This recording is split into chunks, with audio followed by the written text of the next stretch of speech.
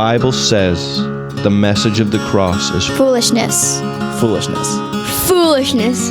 Foolishness. Foolishness to those that are perishing, but to us who are being saved, it is the power of God.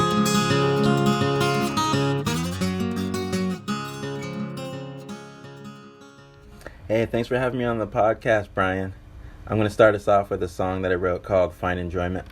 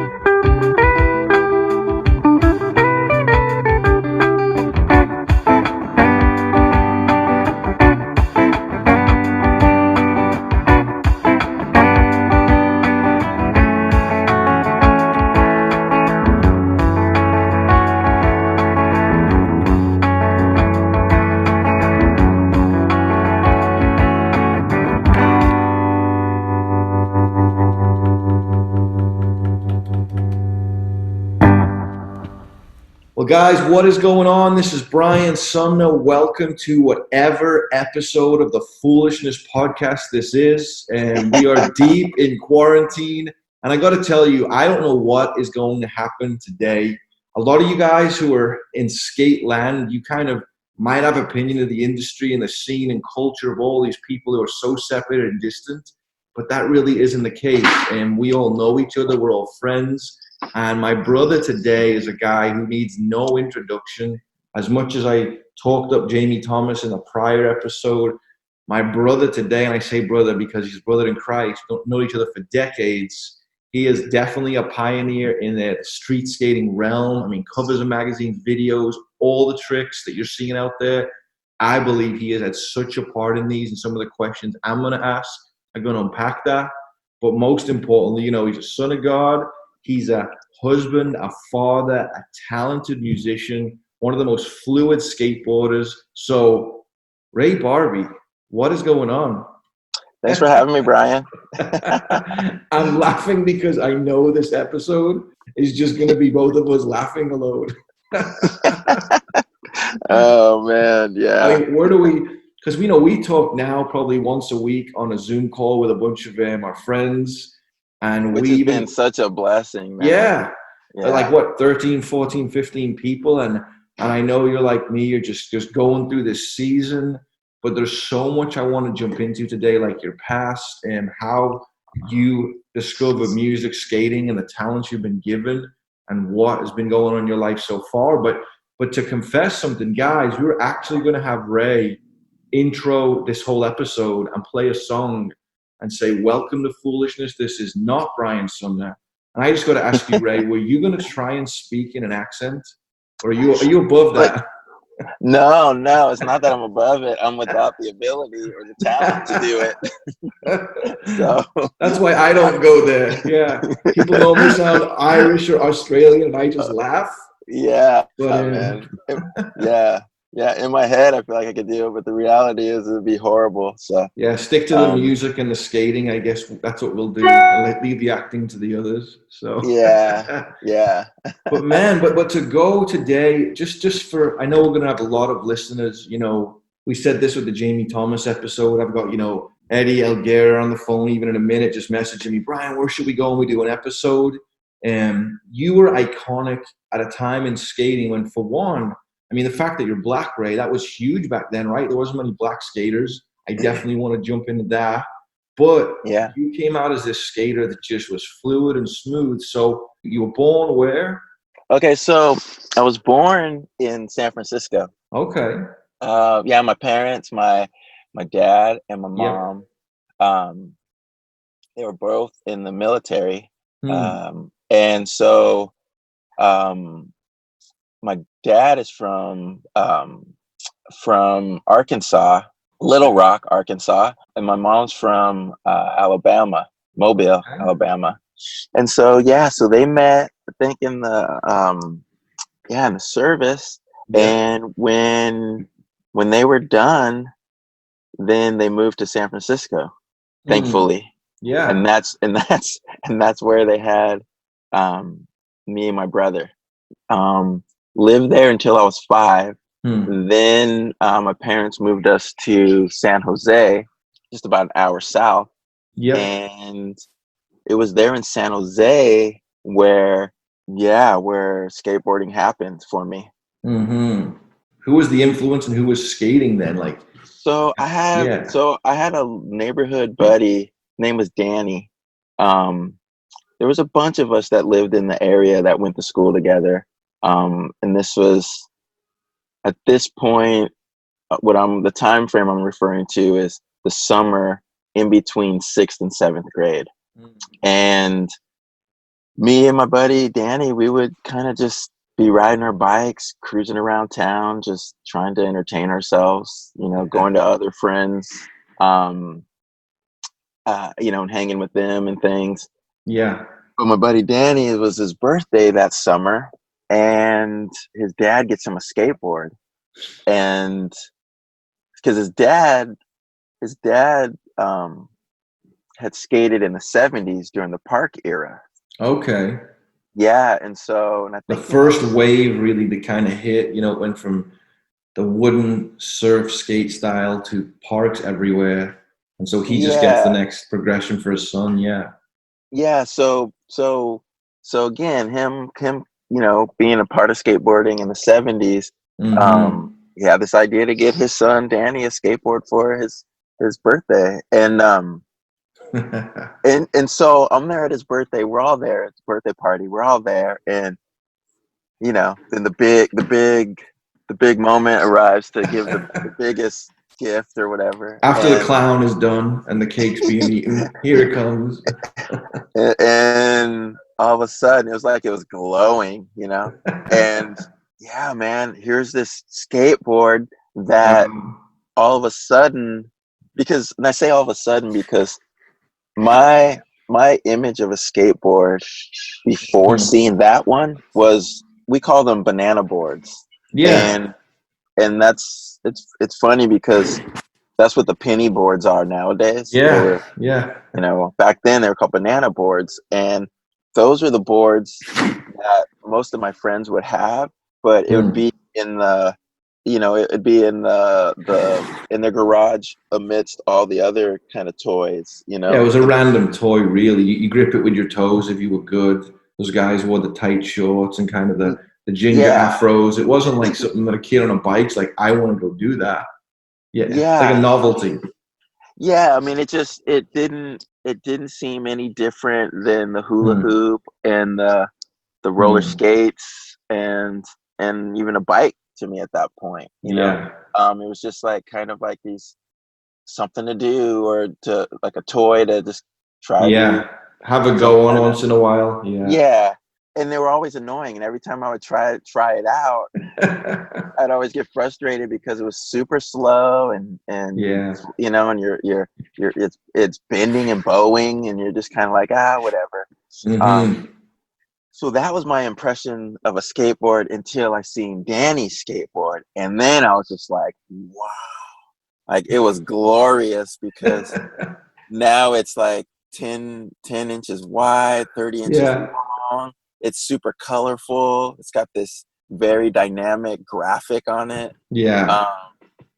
And you just kind of knew that was not a toy. A lot of work had I mean, the graphics at that time. And what graphic? Do you remember what it was or no? So it was called the Veriflex Vectra. Okay. Yeah. So it was a real skateboard. I mean, it was legit. Oh, dude, it was legit. Yeah. And did Dad know he was getting a legit skateboard, or what? Like, was he? This is the top of the line. I mean, if he didn't, he did a great job. He put the clown to shame. Yeah, because and again, like, who knows how close he stayed to skateboarding from the 70s.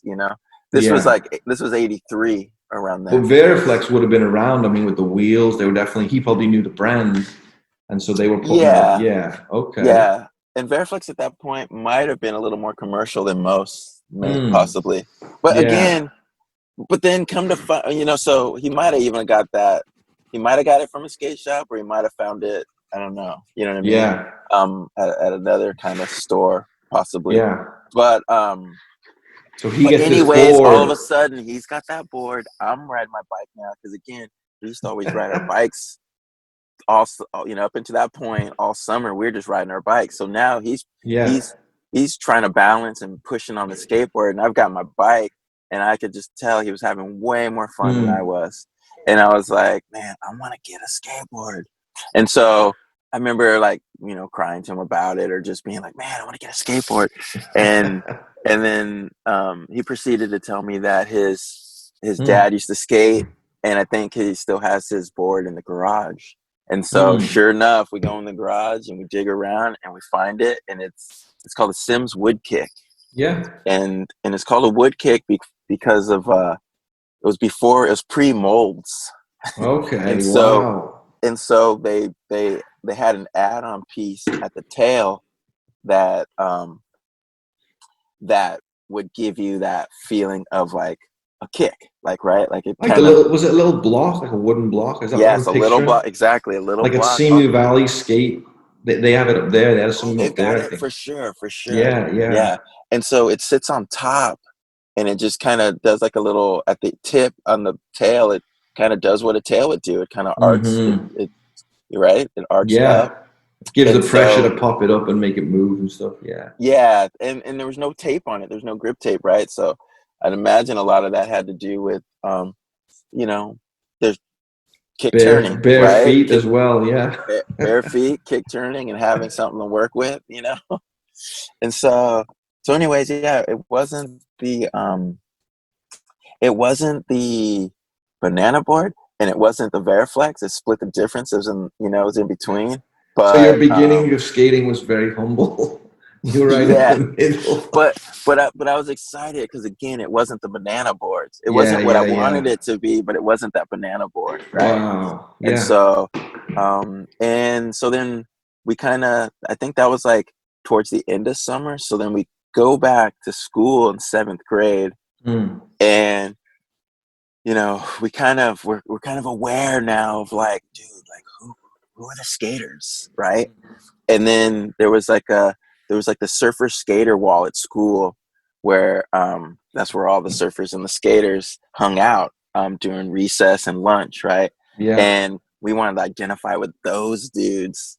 And so, but we didn't know them, and they were like older, like 8th graders, which back then seems like such a big gap, right? Yeah. And so we'd go over to the wall and just try to like criddle in and kind of like try to make it look like we're part of their deal, but not be noticed by them, because the reality is that we weren't a part of their deal. And and then one guy noticed us and was just like, hey, like, just dressed us and was like, hey, what are you guys doing? What's your name? Wow. We get to talking, and they're like, what'd you do over the summer? We're like, oh, we skateboard. And they're like, you guys skateboard? We skate too. Come hang out with us.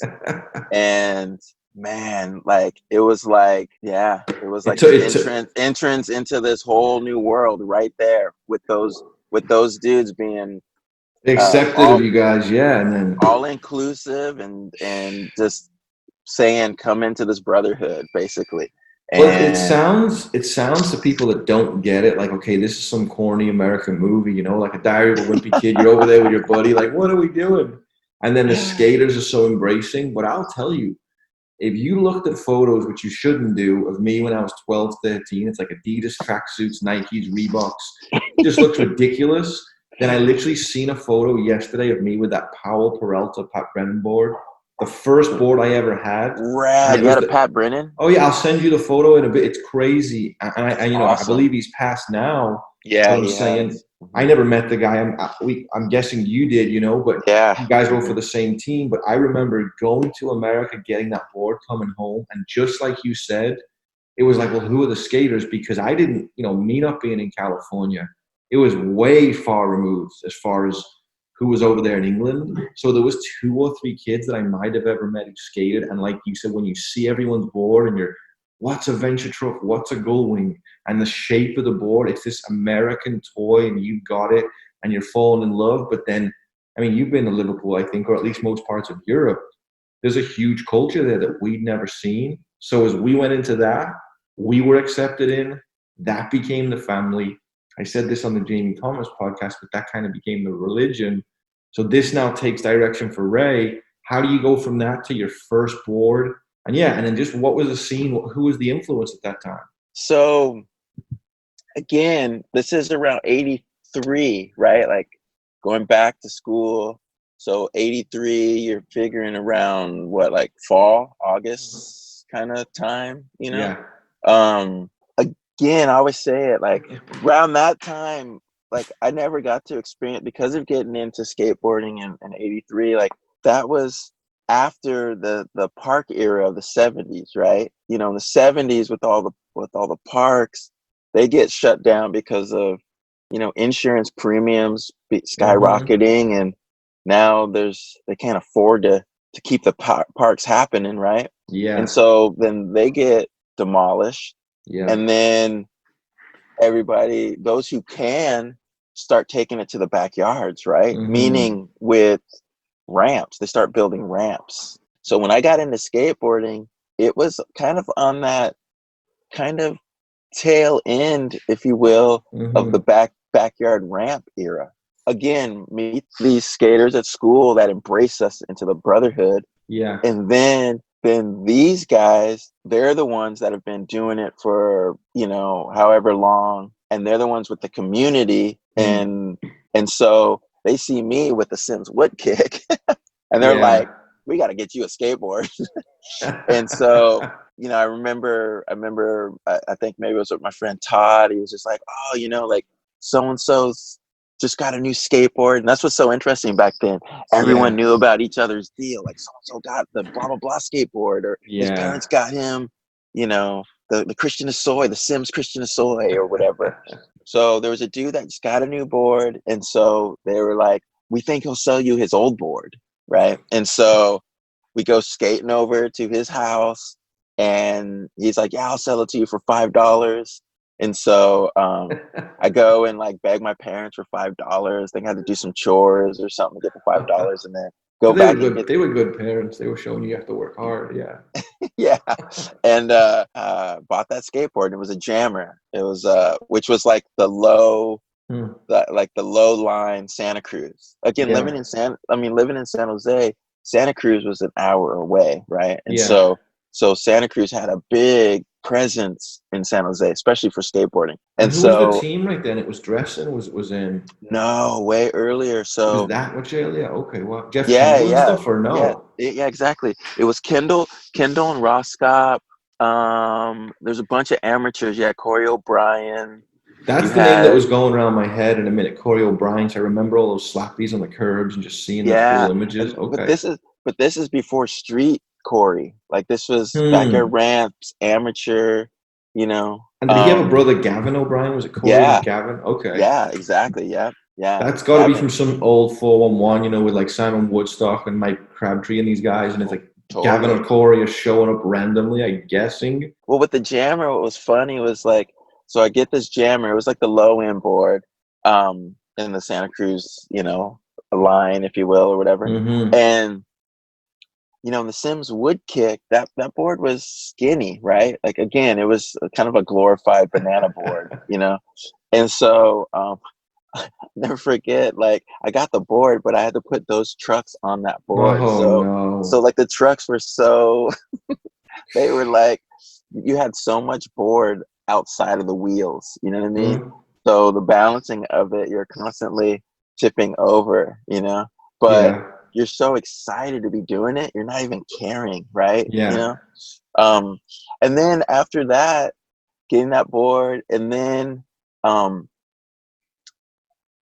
again, like the brotherhood of skaters that embraced us. I mean, these dudes were doing it. Like they had my buddy Todd and Mike, they had a band called Retaliation. And so they would practice at Todd's house, and Todd's house was the backyard of, just on the other side of their fence in their backyard was the school. Right. And so Todd's house was the hangout. Todd's parents were awesome and just supporting us and letting us just do our thing there at the house.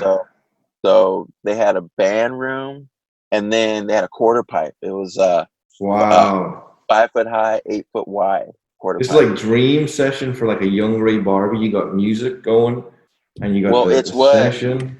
Yeah, I mean, it's what made those interests and desires accessible, and be able to explore and participate and develop in them. The accessibility of it. It's crazy how important accessibility is, right? If that's just what you do daily, it's just going to become who you are. Some kids just are starved of it. They don't have any of this. Yeah, I mean, because to me, like, I wanted to play. I'm an MTV baby, so meaning MTV came out when I was in 5th grade, Okay. And so before I even seen a skateboard, even before I seen, what I would say like a real skateboard, I was excited about wanting to play guitar.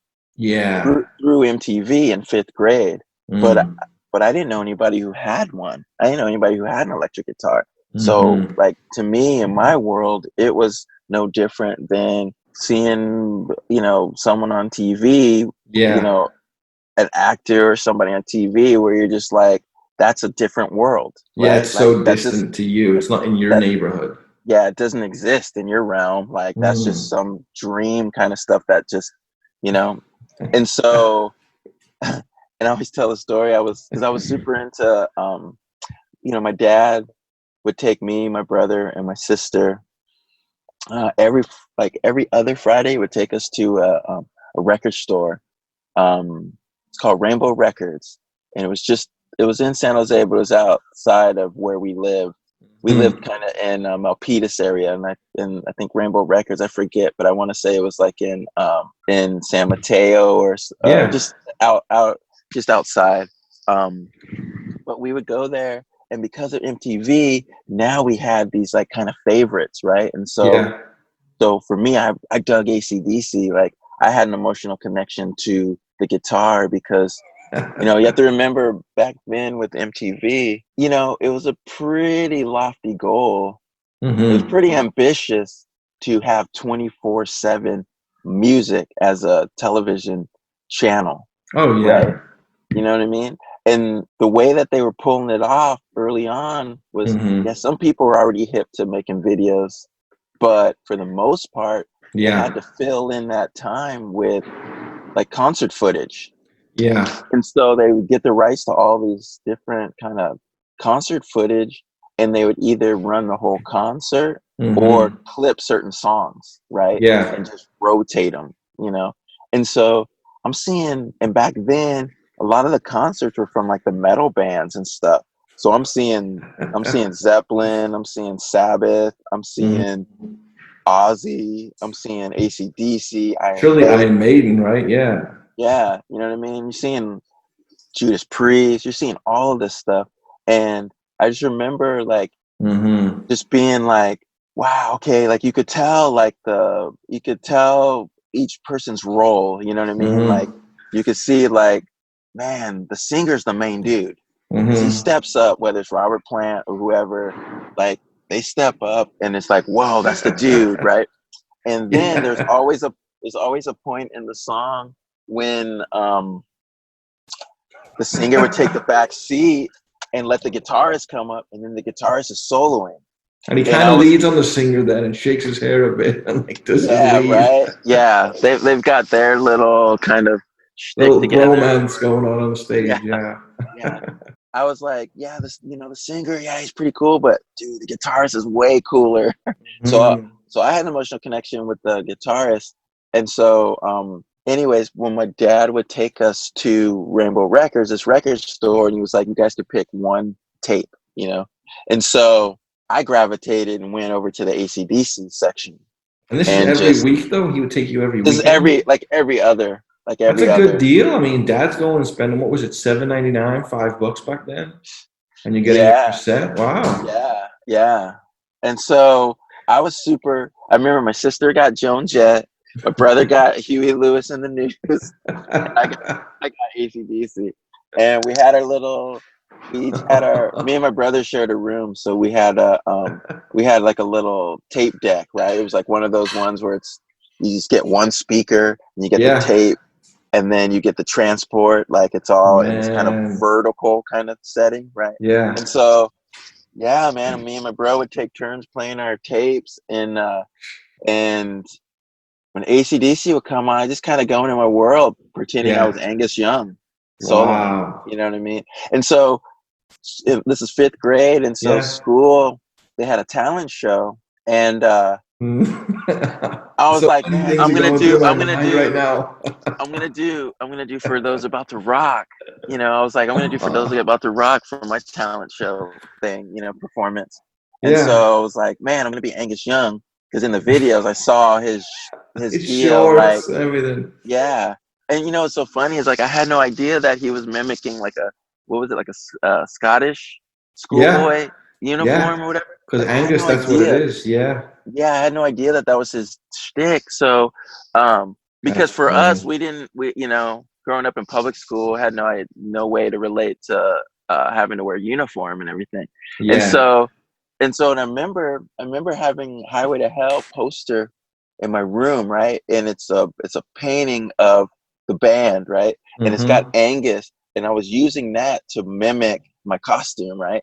Yeah. And so it's so funny because it shows the straps, which were from a backpack because he's a schoolboy. But I had no idea that it was he was a schoolboy. Yeah. So, and it didn't show on the poster that was a backpack. You could see the straps. So, in trying to be as true to the deal, but without understanding it, I remember I had a belt wrapped around. Oh, trying to mimic the strap, but had no idea why the strap was there. But I wanted to get a guitar for it. I needed an electric guitar, and I knew only one dude who had one. I remember asking him if I could borrow it for the talent show, and he's like, "My dad will never let you use my guitar."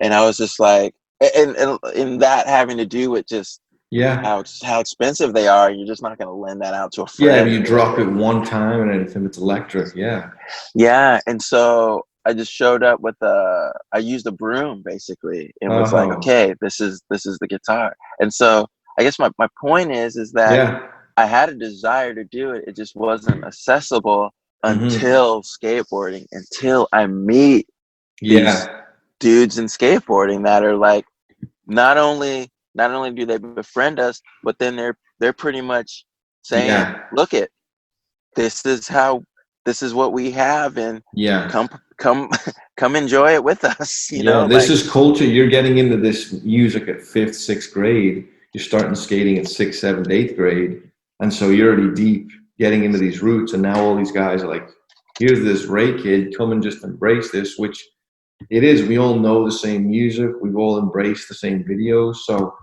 and just so people who might be from other parts of the world, what age is this when you're 7th, 8th grade, by the way? 12. 12. Okay. Yeah. So this is all, yeah. Okay. Yeah. So you're in the 80s, you're 12. And 12, then are you around these known skaters? Because, obviously it's all a click together.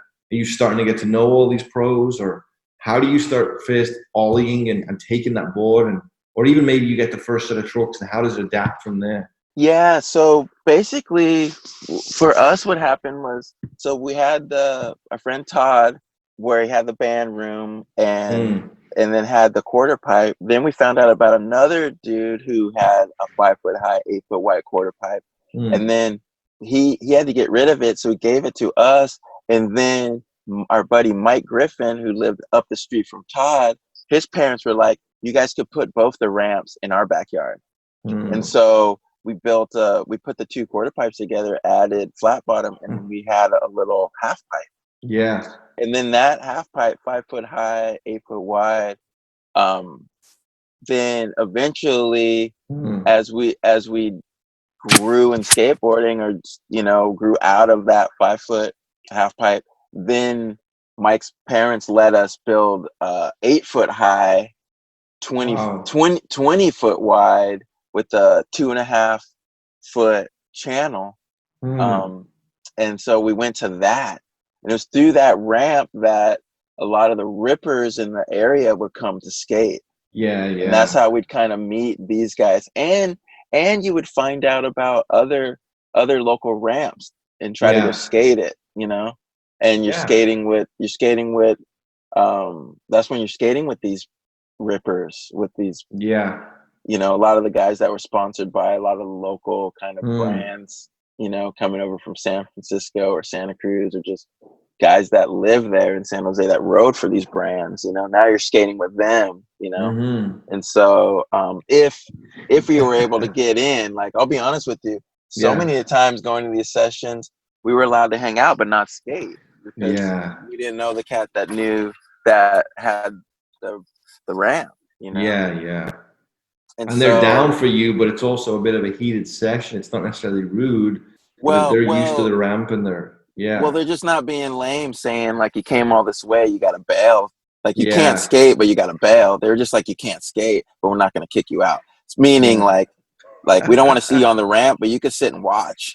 You know what I mean? So there was a lot of sitting and watching, or just flat out times of just not being able to even go into the backyard to even do that. It's just like, go out there hoping we could get in, and we can't. It was always someone with us that's like, that we try to tag along with, and he's like, maybe he'll be cool and let you guys skate. And then we get there, and they're like, you can skate.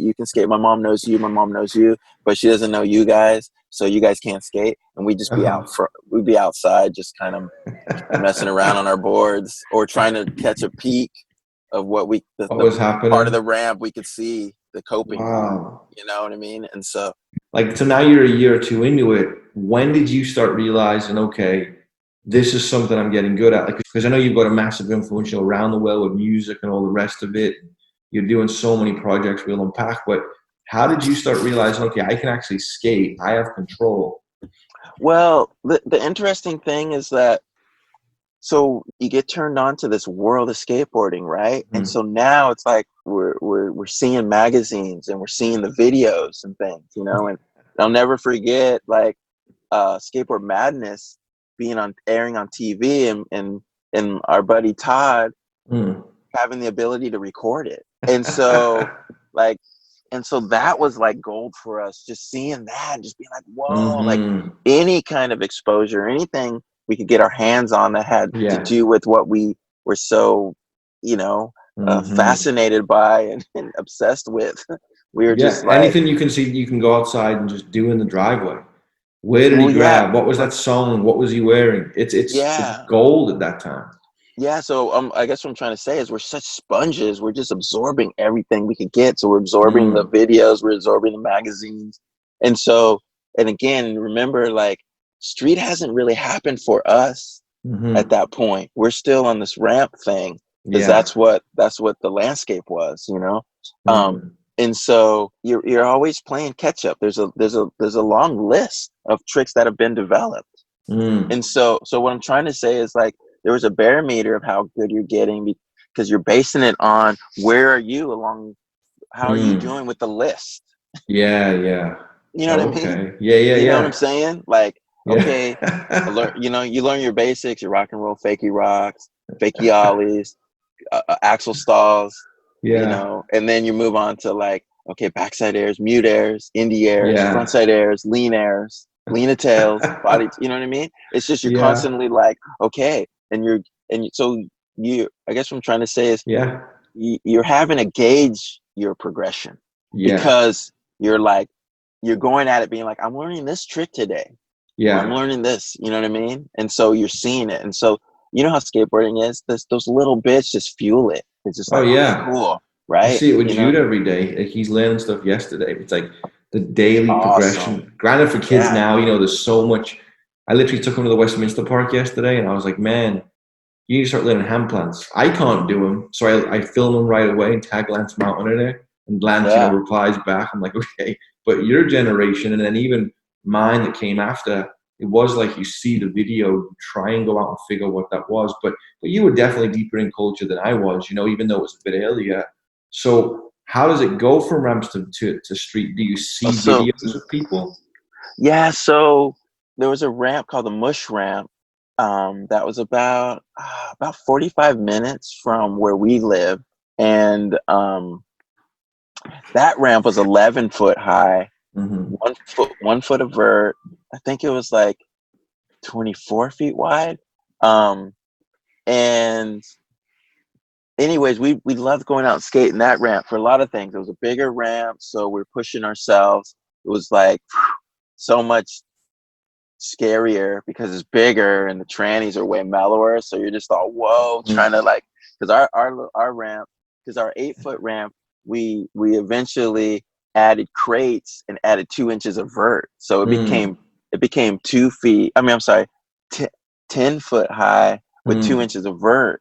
So that's a really tight tranny. Yeah. And we go to this 11 foot high with 1 foot of vert. So it's a mellow tranny, has a way different feel.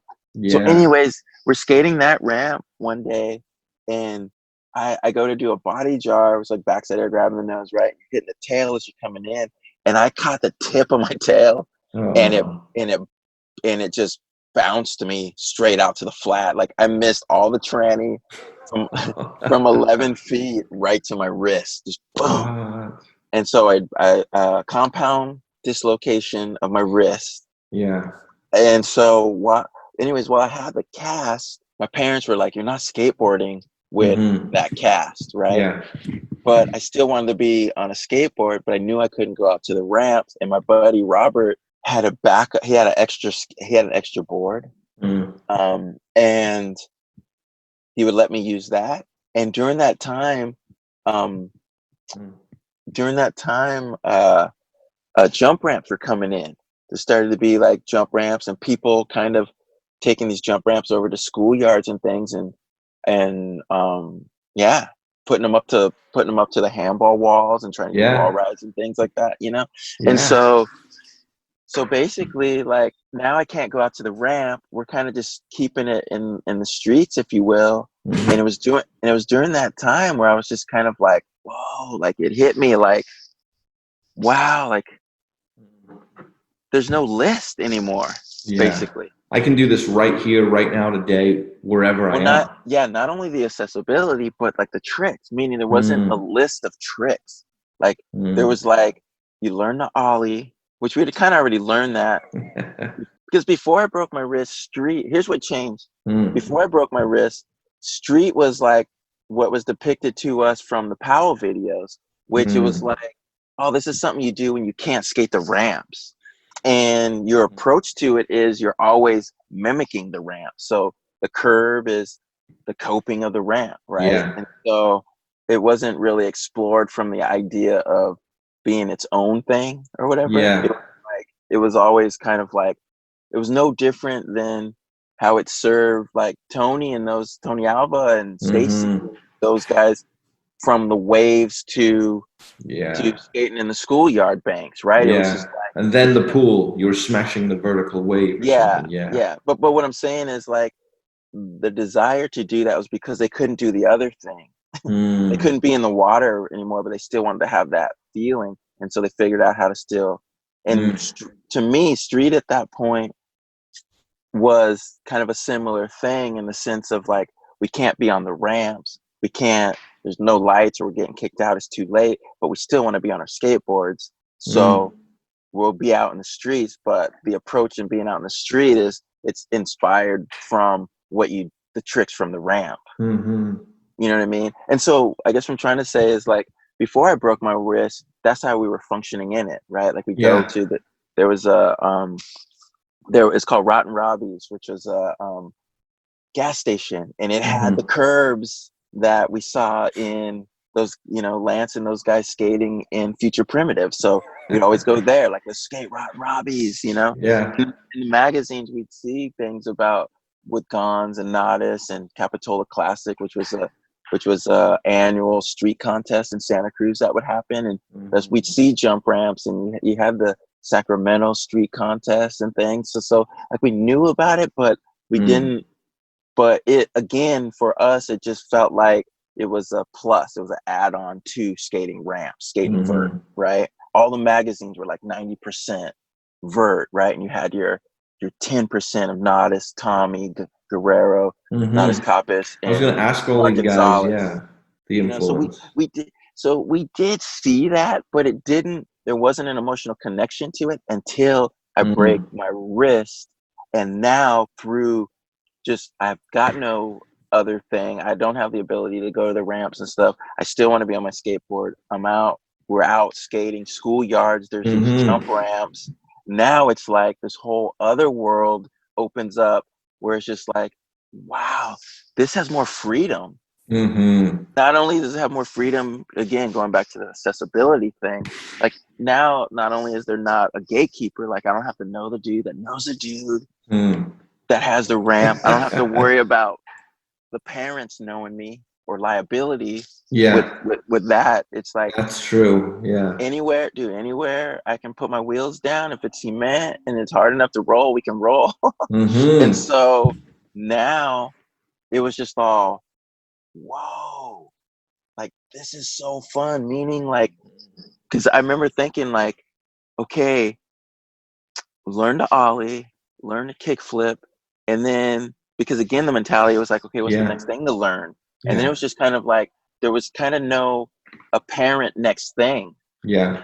It was just kind of like, let's try this, let's try that. Or, you know what I mean? It was like a world within the world, if you will.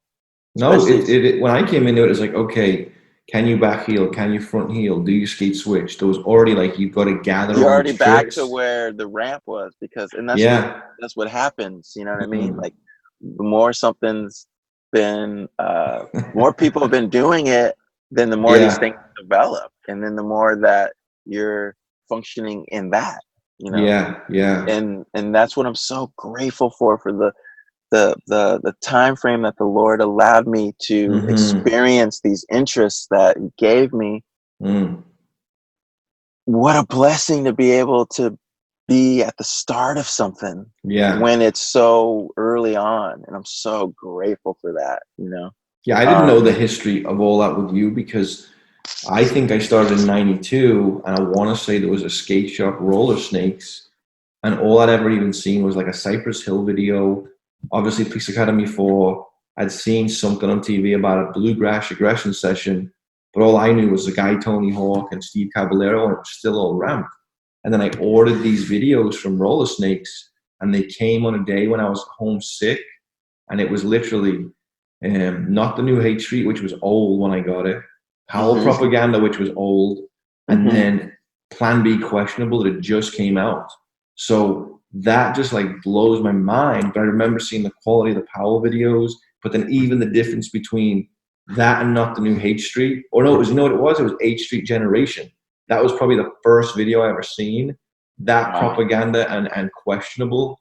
So then you've got already, you know, Pat Duffy and Danny Way and Colin McKay and all this stuff. And it was just like, I've got to go figure out all these tricks. This is my new love. Where you actually got to, you said there was probably a handful to 20 people that were really progressing street, like the Tommy Guerreros, the Nadises, the Gonzas. So as you're healing with this hand, do you start trying to do those tricks? Do you start realizing, wait a minute, like how good were you at vert to then say, wait a minute, I'm not that focused on this, to see what you were able to do? Because the way you skate with the smoothness and the natural flow and all the no comply stuff that we see earlier, Ray, when did that become alive? I guess what I'm saying. When did you know there's something here?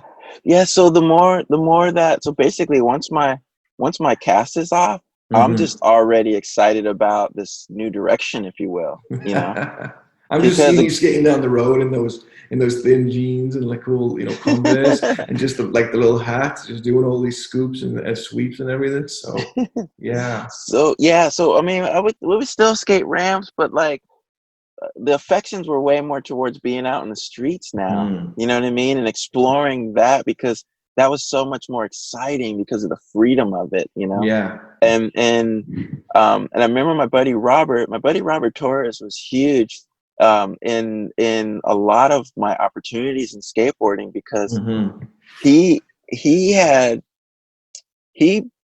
when snowboarding first came out, he had gotten sponsored when he was 8 years old by Sims. Okay, wow.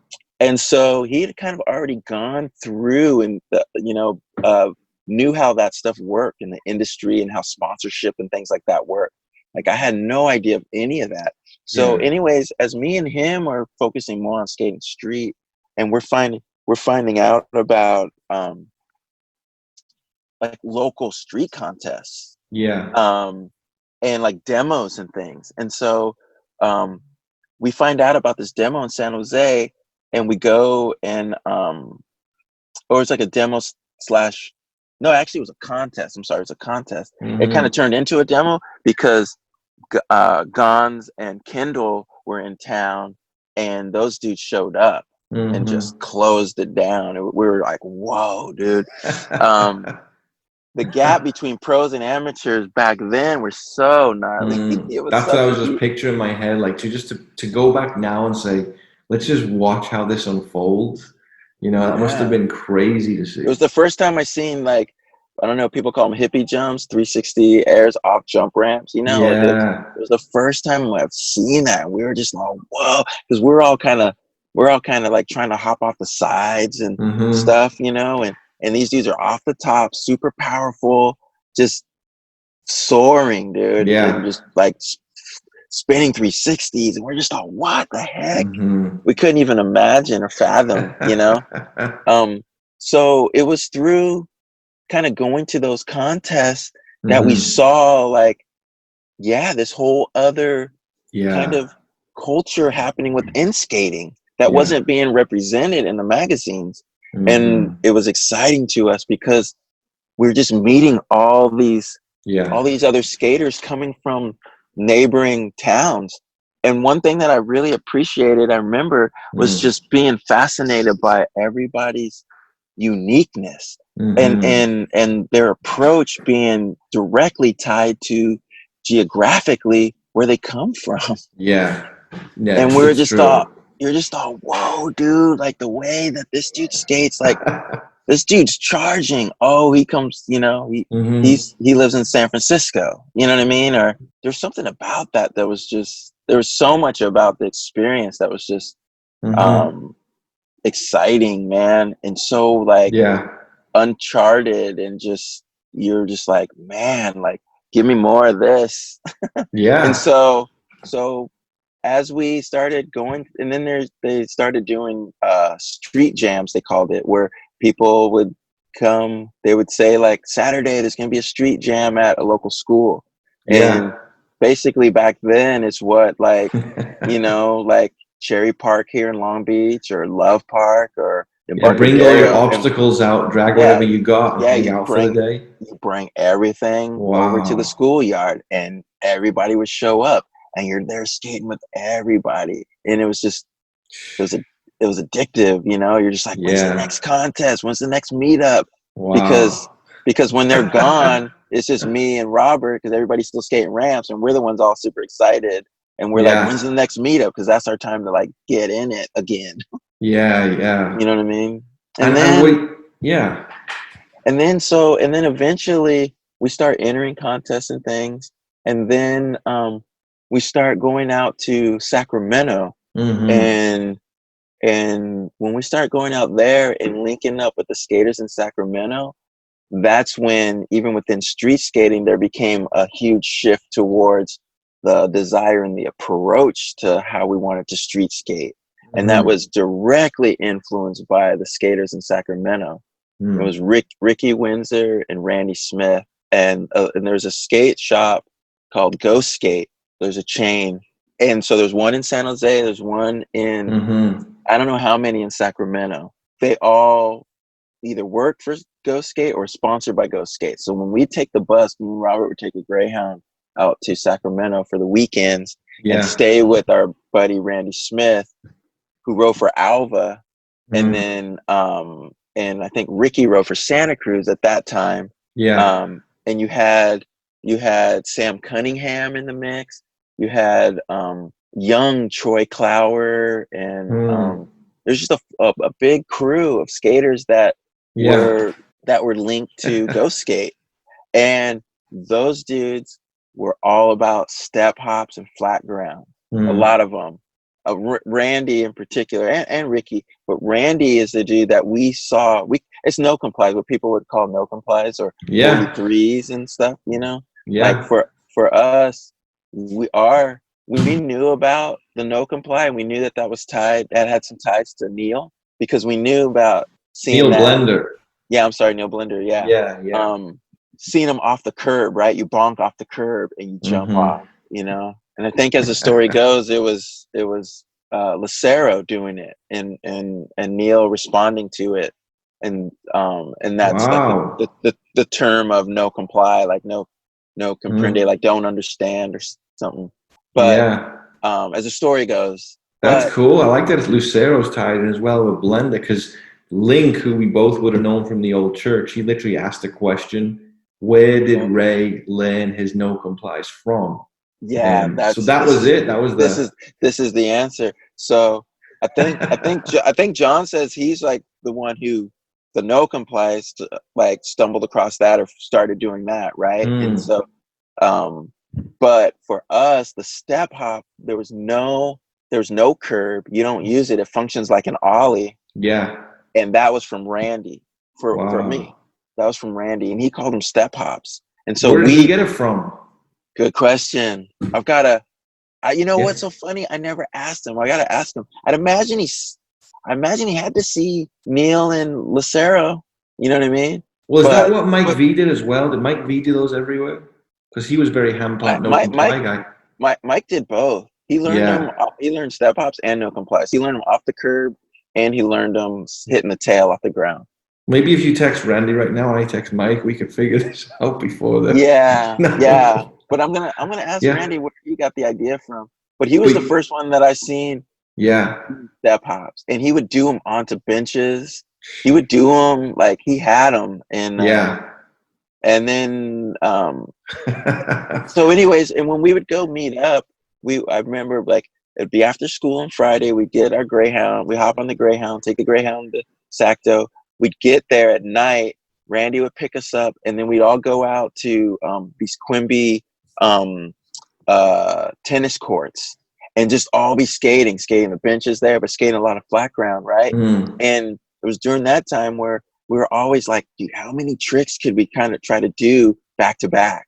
You know, and that's where those ideas and a lot of that approach came from, those sessions and things like that. You mean the lines and doing different things all together? Making it be more than just one big trick or one expression, as they call it. The flat ground aspect of like doing stuff, tying it together, trick after trick after trick, you know, and thinking about the sequence, like what trick flows better into the next trick, and that kind of thing, you know. Well, like, someone had asked as well, and I'll throw some of these in as we're going, because John Haywood Smith had said, okay, did you grow up in a Christian home? Because you talked about your parents, you know, it sounded like they were very supportive. And he says, were they supportive of your skating and music influence? Because by now you're already in it. So were your parents believers? And then what did they think of this AC/DC noise coming in the house and Ray being gone every weekend with all these skaters, you know? Yeah. So, well, first off, for the supporting skateboarding, I mean, my dad, I feel like my dad, they both supported it, but times where my mom was struggling with it, my dad would help comfort her in letting me still do it, you know. And there's kind of two incidences, and it happened early on, because you have to understand, like in '83, because of socioeconomic kind of I don't know how you want to say it, the reality of that, you know, like skateboarding has always been seen as a white thing, you know. Even using it, introing you and using the term as a black skater, it sounds so ridiculous to you and me, but we'll open up one of these cool questions someone sent me, but it was true, like you're saying. So I mean, to be honest with you, the most like pushback for me wanting to ride a skateboard, especially 7th grade and 8th grade, the most pushback I always say is from other brothers and sisters, like other blacks, other blacks that were like, why are you trying to be white? Well, you know what I mean? Like my step-up, like my no complies, leave me alone. Like AC/DC, Angus is white, bro. Oh yeah, and I'm tripping them out that I'm in like a skateboard culture at that, you know. But you didn't need therapy. You haven't gone to therapy yet, Ray, right? You're still okay. The Lord's leading you through this whole. This is funny stuff. Okay. But so the brothers are sweating you. Because here's the thing, like in the Lord's grace, He allowed me to see that what I was excited about was way more important than how they felt about me doing that. Of course, you know? Of course. I always knew that. I always tell them, like, I'm having a blast. I hope you have a good time doing what you do. You know. But again, like for my parents coming, you know, and my grandmother is huge. Huge influence in my life. My grandmother's was my on my dad's side, right? So it's my dad's mom, and my grandmother. My dad and my grandmother grew up in Baptist church in Arkansas, you know, and my grandmother loved Jesus, and my dad grew up in it, but started to kind of do his thing, if you will, you know. But there's a faith there. There always was. And I say was because he passed away in '97, prostate cancer. And I know my heart of hearts that he heard, well done, good and faithful servant. Now enter into your rest, you know? And so, but a lot of, so that I had that background, I guess what I'm trying to say. My grandmother living with us. I had the very unique opportunity of having a grandmother living with us until she passed away from when I was born. Which, you know, that there's so much grace in that, because you know, a lot of times, you know, a mother-in-law living with a daughter-in-law, and that functioning and working in a beautiful way is that's glory to God. Well, they often call the in-laws the outlaws in many marriage circles. So that's and so I'm very grateful for that witness and that seeing that relationship. Very rarely, I can't think of. It's crazy. I can't really think of any kind of confrontations. I mean, and I'm not sitting here saying that they didn't. I'm just saying that I very rarely seen it, and whatever it was, they were able to work it out. Yeah, that's just human nature. I mean, you know, my dad, I talked to him, you know, yesterday. I don't know when I'm going to see him because of this Corona whole thing that's going on, but he came and stayed with us for 3 months, you know, and kind of like my sister, I think just wanted him to come over here for longer than a month. So you put an English guy in that, you know, typically sits in front of the TV and smokes cigarettes all day and watches what he wants. For 3 weeks, you're good to go. But then when you have a wife like mine, it's all raw foods. We're always in the car. Brian's always going. We just live this Cali lifestyle. Yeah. 3 or 4 weeks in, it gets frustrating to grandpa. So the fact that, and it's all great, obviously, but I'm saying when you're adults, it's not as easy to get along. When you have an in-law living with you and she's like, oh, you shouldn't be treating little Ray like this. You should be doing that. But grandma was there to be the support. Obviously, her principles were faith-based. And then your mom's side, coming from Mobile, they must have had faith, right? Because, Mobile, Alabama, is a very Christian area. Yeah, but what's heavy about both my parents is that, like, they lost my mom. She's the oldest of 4 siblings. Like, there's 4 of them all together, right? Yeah. And so, they lost their parents when they were still kids, early. Oh wow. Okay. Early on. And so so it was like a aunt helping raise them, and my mom being older, she played a lot of that, took on a lot of that responsibility too. Yeah. And then my dad, he lost his dad when he was 8. So it was just him with my grandmother. And so so for my mom, maybe that's where the caution comes from, because she's like, Ray, you're this black kid in this very white looking culture. We've had to fight to come through, you know what I mean, in a sense. When every generation you go back. My mom, dad, and grandma, I'm so thankful for their hearts. Praise God. Yeah. So thankful that there wasn't this heavy stronghold of bitterness and hate. Yeah. You know what I mean? Because I can't even fathom what they lived through, Well, I was thinking of this earlier because, I remember when we first really, I was that kid in England, but the first time I really seen the Ray Barbees and the German Rays, and that was when 4111 came out. And you'll be able to speak into this. It's funny because the Europe contests were so huge. And I was probably 15, 16 now, skating a year or two. Jeff Rowley was the local pro. I just loved his skating. And now we would go to Wakefield, we'd go to Manchester, but Europe took off. You had the Munster contest, you had the Northampton contest. And so I was this little kid that would get drove down there from my dad's work truck. We'd put 15 of my friends in the van. We all have sleeping bags. We'd sleep in the local park, with our chips and whatever else. But I remember those 3 years that pretty much Radlands blew up. That was really where I remember just even seeing you, Ray, and it was like tray flipping on the bank and frontside flips here and this flowy style. It looked like, is he going to make this trick? And I think you placed really high in some of those contests, right? It was like the world was exposed to Tom Penny and Ethan Fowler at the time and a lot of the Powell Plan B guys. But that was my seeing Ray Barbee in the flesh. Like, man, this guy's consistent, amazing. And that was because what was it, 200 pros that would come over and they go all around Europe? Are you talking about was it Northampton? You talking about that one? Or just any of those contests? Well, here's what's funny looking back now. I remember buying the first 411 off Jeremy Ray.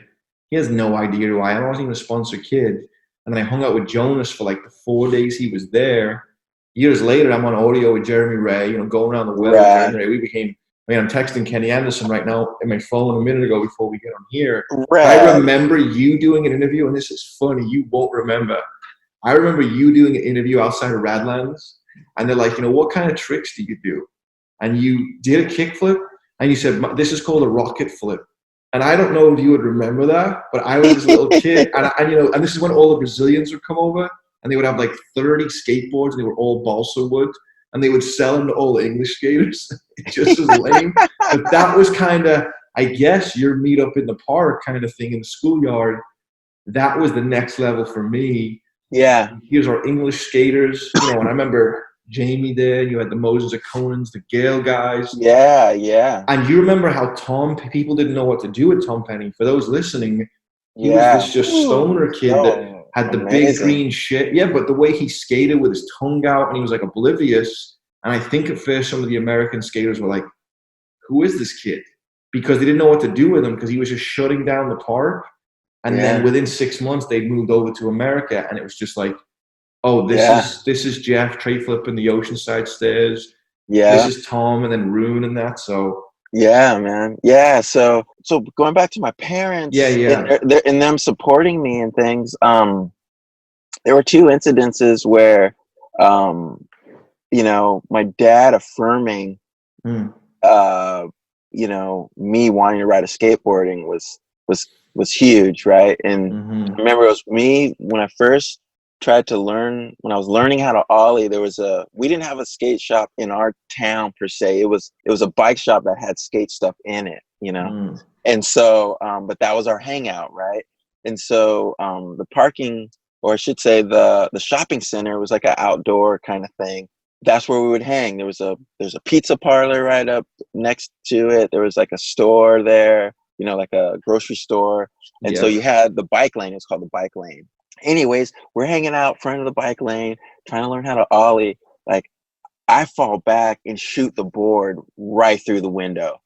And and of course, there's like the way that the window was set up. There's like, you have the bigger part of the window, and then and then you had a frame, and then you had the bottom part. And it was the bottom part.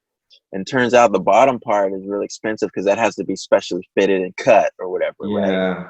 And so I remember, like, just you know, the owner, like, being like, "You're not leaving," because it's right before they close. And you know, he was probably like, "I don't need this, you know, I don't need this punk kid just leaving and not taking care of coming back." Yeah.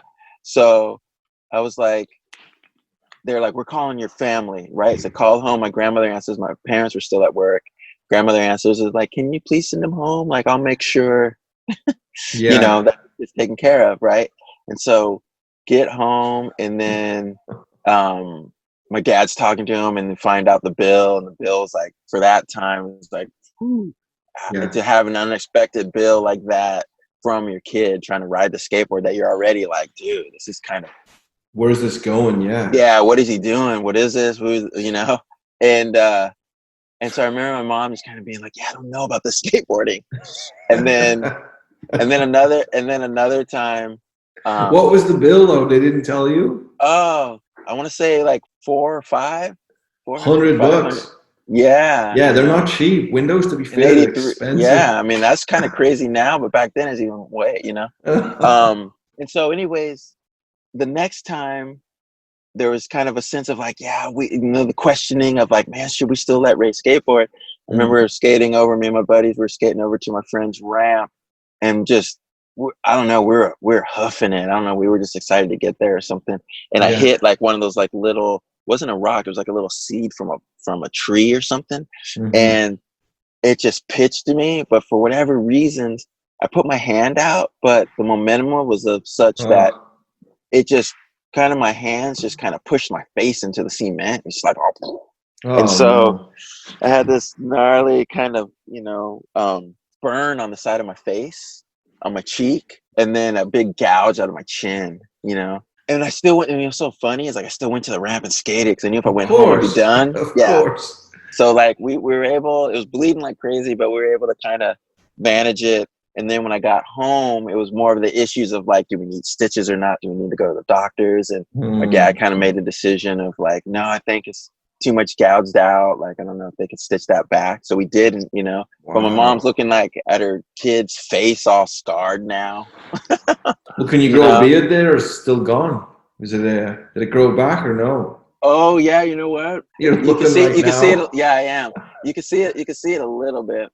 You know what I mean? But at any rate, like, my dad was just like, you know, if he did this on a bike, would you make him quit, kind of thing? And or baseball or something, yeah. And so after that, it was just like support, man. Like, and it's crazy when you think about a parent's trust, right? Like, I mean, we're balancing like, you know, going days without checking in, hopping on the Greyhound, going, you know what I mean? And it's weekends just like, are missing. What are you doing? Grab a backpack and some fruit and some change.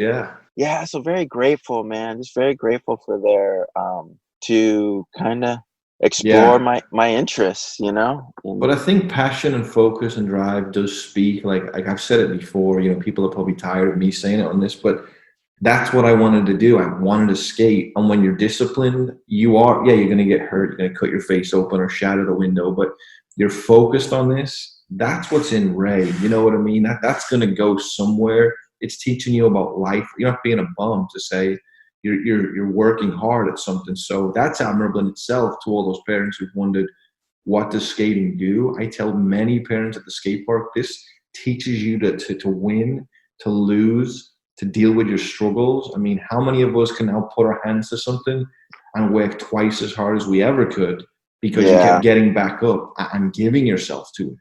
That's passion, you know? So so they're supportive. Did they hold any kind of faith though? Grandma's faith was in the background. Did they just kind of float through? Yeah, I mean, there's always the knowledge of the Lord, you know. And with my grandmother, I mean, my grandmother, like, she was always praying, always reading. You know, I grew up with hearing, you know, Jonah and the whale, and, you know, and Samson and Delilah, and you know, a lot of the you know, classic Bible stories. You know, the fisherman, David and Goliath. You know, and you know, and so that uncircumcised Philistine. Yeah. So there was a reverence for God, but not it was a concept, I should say. Yeah. For me, it was a concept, but not a reality. And when I say a concept, I'm speaking for myself. And when I say a reality, I'm speaking for myself. Yeah. You know what I mean? I'm not speaking for that. Yeah, no. Yeah. I was meaning, like, for me, it's like the Lord used my grandmother for the concept. Dude, I saw it lived out my grandmother, and that's what the Lord used to draw me a lot. Yeah, she was the rock for you all. And when exactly. And that's a lot of parents, you know, I know there's going to be a lot of young dads on this, or those at least in their 40, 50, I say, because they're checking out Ray Barbee.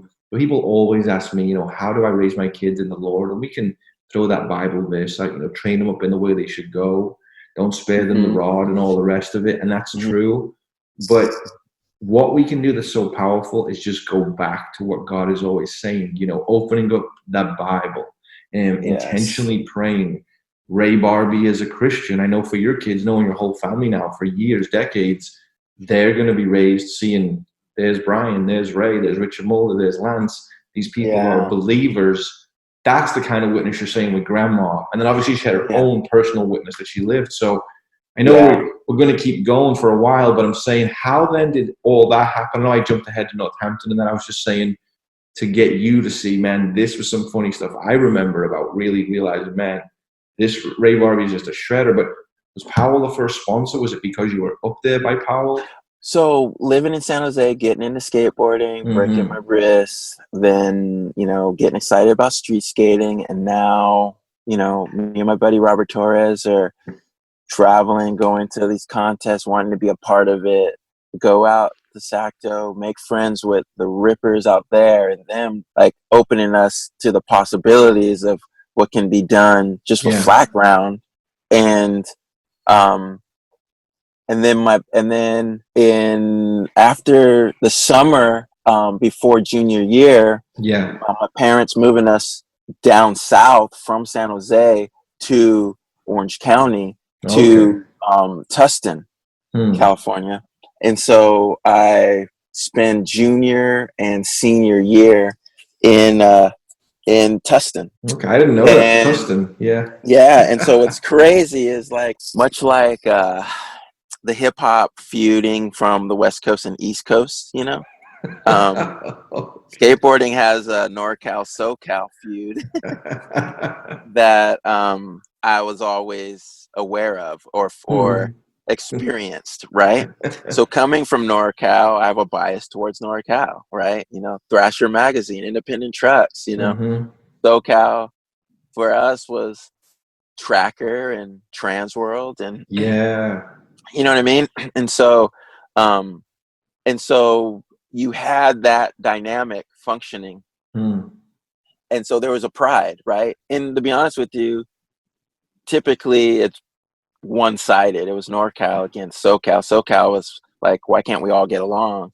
NorCal is like the typical pride thing of like, nah, our brand of this is way better kind of thing. Raider Nation, is that it? You know? And so yeah, man, coming up under that, like, I came from that school. So to me, to hear that I was moving to Southern California, it was like, I'm a traitor. And I'm going to, Ray? I'm going to the enemy, right? Like, oh man, like I'm going over there. Like, but what's so funny, and I look back on it, and it's just, I'm so thankful for the Lord's favor, and I can see in my life just how the Lord has engineered circumstances in my life through his grace and his mercy to allow me to function in his gifts and these desires he's placed in me to function in for his glory, like so that he would be made to look great. It's really amazing just the joy that he allows us to experience in him.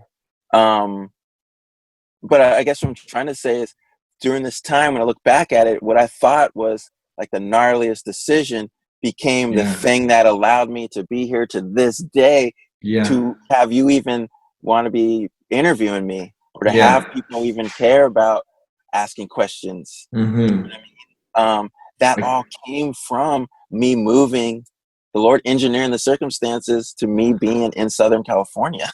So SoCal was the catalyst then that you, and note, Well, what I was trying to say is, because it was being in the backyard of skateboarding, being around the industry, like being like those guys being accessible, like going to pay and play in Huntington Beach and any given night, seeing, Nadas Kappas, Mark Gonzalez, Ed Templeton, Jeremy Klein, Ron Chapman, Jason Lee, Templeton, like you name it, and they're all there skating, and you're just like, wow, you're there. You know what I mean? And it was through being in that environment and going to those demos and contests around there, and through, Tommy Guerrero and Chet Thomas were huge in getting in Stacy's ear about me. So let me even back up so I understand, because you get where you're going, but from the outside I'm like, okay, so wait a minute, you're up there, you're NorCal, you got this kind of pride, and anyone listening to this from England, we're from Liverpool, we got Jeff Rowley, and these guys are rowdy, and we jump downstairs on rails, and most of the skaters there love the anti-hero black label generation. And you've got more like the Milton Keynes, it's more like fresh ledges and whatever. Then you had even Oxford with, Alex Moll and Tom, and they were like mini ramp rail shredders. England has its vibe. You go to the contest and there's those guys from there. So you come down south with this kind of, not chip on your shoulder, but you're from SF, we haven't figured out. Who do you connect with right then? Like you're saying, just going to Huntington skate. Is Ed Templeton known? I mean, obviously Nadas is not a known. Is Ed already getting known? Are you seeing these guys at contests? And this allows them to identify your talent, and this bears you in the industry? Is this where you're going? Yeah. So it's so tough, when you're trying to, without it being, and it's already gonna be long, but without it being super, super long and 3 parts or 4-part podcast. Yeah. It's crazy. You start jumping around, but I guess the chunk that gets left out is that through going to Sacramento, like Randy and those guys, like I was saying, wrote for Alva. Like we had a desire to be sponsored, you know what I mean?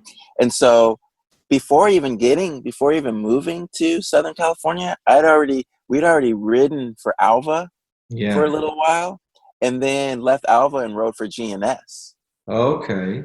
Right. And then I had formed a relationship. Like I would always see Tommy Guerrero around because Tommy's from San Francisco. We'd see Tommy because Tommy and Julian Stranger and Mickey Reyes and Bryce Knights and those dudes would come out to these street jams, and to local contests in San Jose. And so I'd made friends with those guys, and I think it was during that time that Tommy would tell Stacy about me, is before even moving to Southern California. So by the time we moved to Southern California, we were riding for GNS. When I say we, me and Robert Torres, my buddy Robert. And so we were riding for GNS, and there was the whole deal with like coming from the pride of NorCal or whatever. But between you and me, like, and everyone listening on the podcast, once I got to SoCal, and once you get skating with everybody, I'm not thinking about none of that. I'm just yeah, I was just like, dude, like, wow, that only functioned before I left, really, because you're always, you know how our human condition, we're always with the fear, we're always projecting the worst. You know what I mean? Yeah, they're not going to accept me. They're going to think I'm weird. I'm not going to do the right tricks, and then they're like, "Oh, this is this Ray Barbee guy." Yeah. Yeah. For me, it was just like, man, I'm going there, and like it's going to be lame. Those dudes are lame because I'm told that, and I'm going to identify with the lameness. It's that typical thing. But then you get there, and that's the last thing, because you're like, this is way better than what was happening there. There's some, for what I was in, you know what I mean? For what I was excited about, and that was about skating street, and this was these were my peers, dude, and hero, all in one spot. Like, it was, by that time we'd already gone out to go to contests where we were in that experience. So I'm seeing that, like, I don't have to go as far to be in that anymore. It's like right here now. And there's photographers, there's filmers, obviously Stacy's around, and you mentioned Chet Thomas. Chet was like mini ramp champ, like the golden child, right? What was he on the cover of? Like a cereal bowl or in a commercial or something? Oh yeah, was he on Wheaties? Was he on a Wheaties? It was so, I mean, I see Chet all the time, but when I'm walking around Huntington, I mean, I was at Don Brown the other day to school, and we're just talking about guns, and he goes, I remember skating here years ago, and we skated here all summer, and Gun shows up one day and just starts board sliding this massive wall, and he goes, we've been skating the whole time and no one's ever thought about it. Or being in, the Del Taco parking lot with Ed one day, and he's like, oh yeah, that's right where I've seen the first nose blunt. Guns just came rolling through, ollied right on top of the curb, slid like 4 or 5 feet, and we were like, what just happened? And then for the rest of the month, you're trying to do whatever he just did. So you're right there in it, and by now you're getting known and everything. Did you get asked to go be on Powell? Because that's one of the questions I got. Yeah. So what happened was, first, one of the first demos I go to when we moved to Southern California was a demo with I don't know the shop, but it was a Powell demo, and it was with Steve Size and Chet Thomas. And we go, and I'm skating with those guys before the demo starts. And then when the demo starts, Chet's like, come skate the demo with us, and then so skate the demo with them. And then after, we exchanged numbers, and and then me and Chet became friends. And again, Chet would tell Stacy about me. So then there was a contest at the Carson Velodrome, and anyways, it was a pro contest.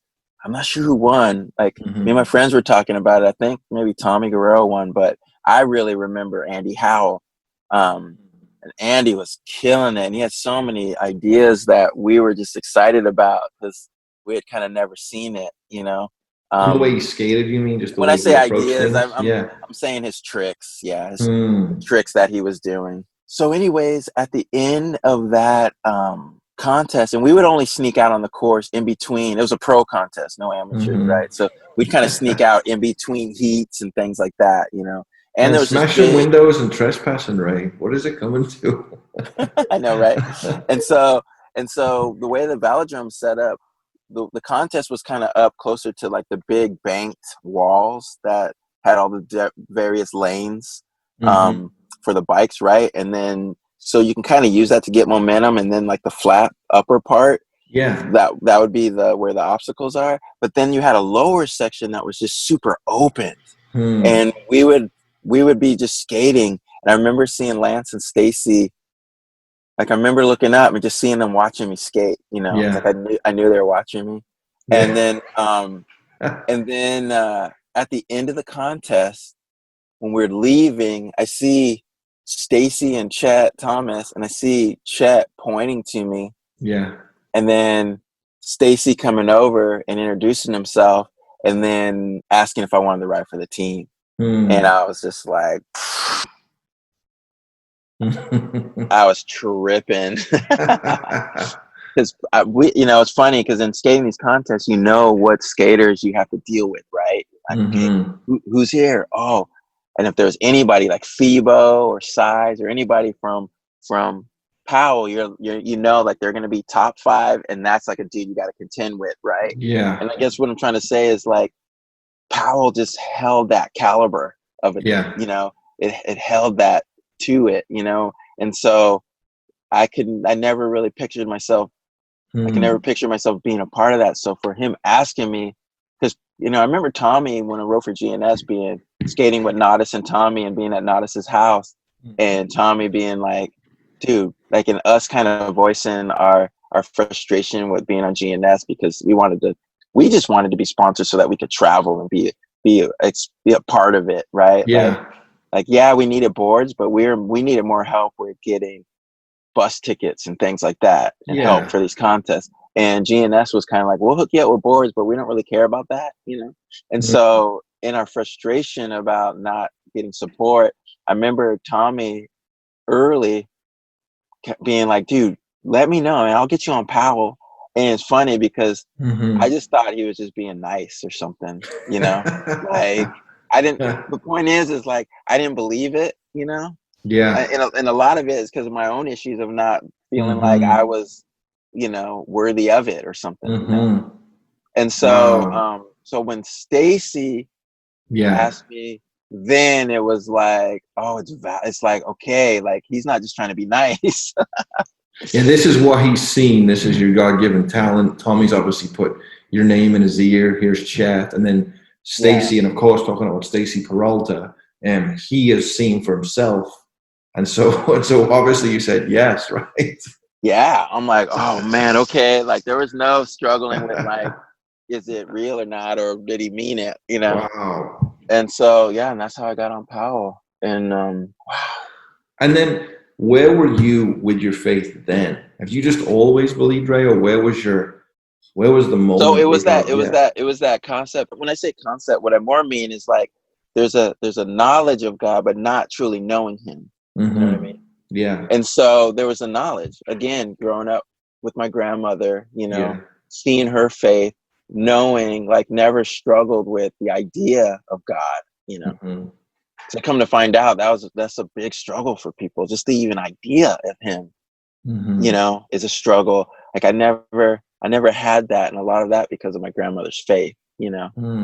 My deal was a lot of things that happens. You know, when we moved from San Jose to, you know, Orange County, my universe changed, dude. Yeah. And if I were to look back at a point, because it says nobody comes to Jesus unless the Father draws them, you know? And when I think about my grandmother's faith, and when I think about what I'm so grateful for in her faithfulness for her family is, you know, it says that a prayer of a righteous man is powerful and effective. Like my grandmother's prayers and how that moves heaven, how that plays a role towards the Lord drawing me. Like he's already, because of what he did on the cross, the Lord's already drawing us. But it's those little nuanced things that he will show you in the little ways that he's always been there. His grace has always been there. That hand has always been there saying, I love you. I love you. I desire you. Come to me. Come to me. You know? And so he's shown me how areas of where things shifted in my thinking, things shifted towards me being drawn to him, you know? And that move was pivotal because to grow up in an environment where you have this sense of people liking you or accepting you for you, right? Because that's what we all have. We all have that desire, right? Like the Lord is hardwired us with that desire that only he can fulfill. It's an order of things. It comes from him first and foremost, primary, and then secondary are him doing it through other people. Yeah. And so I guess what I'm trying to say is like in experiencing that through other people, meaning that like I'm growing up with these friends from kindergarten. They know me. I know them. I have history with them. There's a relationship. I know their brothers. I know interesting, funny little things that makes you feel like part of it. It's its own little family. And you meet up in San Francisco, right? I mean, in San Jose, because Oh yeah, San Francisco, San Jose, NorCal. God shifts everything. High school. Yeah, I go to high school. There's not one connection with one soul there other than my brother. Not only that, but other than my physical brother, I'm the only, like, he's my only brother there, meaning like it was just kind of me and him that were black. Yeah. You know what I mean? Wow. And so there's no connection with anybody. There's no relationships. There's no sense of belonging. Yeah. There's no anything. And you're in the midst of all these people. Yeah. And you don't have that. And just so people hear, was it more white, Mexican, Latino? I mean, so this is 88. Yeah. In Tustin. So at that point where we live, there's more white, you know? Yeah, okay. So that rocked me, man, not having that sense of like, I mean, you have your family, but like what that does to you emotionally, psychologically, you know what I mean? The sense of like, you don't have that. And then dealing with progressing and skateboarding to a point to where I'm being acknowledged in that. Yeah. You know? Magazines now, videos. Yeah. And then the dynamic of the way that those two work together. Yeah. Because now these people that could care less about you, they find out that you're tied to this other thing, or you have this ability or recognition or whatever. And it's this thing that they desire. Yeah. Now they're your best friends. You mean these white kids in Tustin, right? Yeah, these, skaters that you have an interest in common with through skateboarding, but them, treating you a certain way before they see your ability, and treating you a different way after they see your ability. You know what I mean? And that's not to throw rocks at them. I'm not saying that just because we view people as white or black, sadly. Oh, no. Yeah, they're appreciating skating, and they go, man, that dude goes to my school. We don't know what their dad said to them. We don't know what their issues are. We don't know why they're acting that way. Yeah. No, and now they're seeing this Ray Barbee guy like, wait a minute. Totally. I'm just setting it's like emotions, neither right nor wrong. I'm just setting. Yeah. I'm just saying this is the setting that caused me to go through what I went through. Yeah. That brought me to a place of brokenness and surrendering to the truth of the God and Jesus that my grandmother served and loved. And so I'm just saying that was the landscape, and that was one of the things that the Lord allowed in my life to draw me. Did it have huge effects? Did you feel like an outcast? Oh, did you feel distant? Really? I struggled a lot with trying to manage the weight and the burden of all of these things. You know what I mean?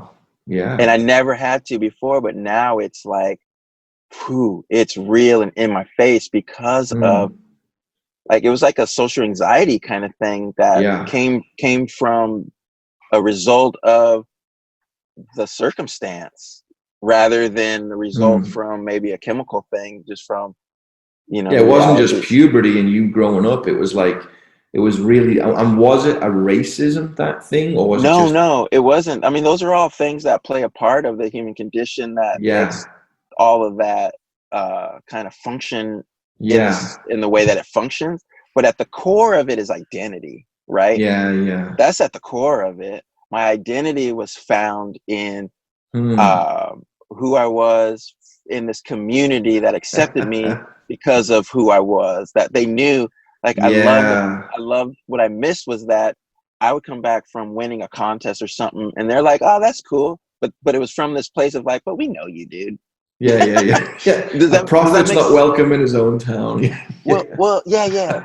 You know what I mean? More of like, they're happy for me, but there was this connection through growing up together that it didn't have to get put on this pedestal or get put in the realm of like, oh, he's boasting, he thinks he's superior to us. Or like it kind of did away with a lot of that stuff because we had that connection. We had that. You were a real family. I mean, obviously not blood, but they just want what's best for you. They've seen your ups and downs. Totally. You guys scrap together and whatever at the 7-Eleven together.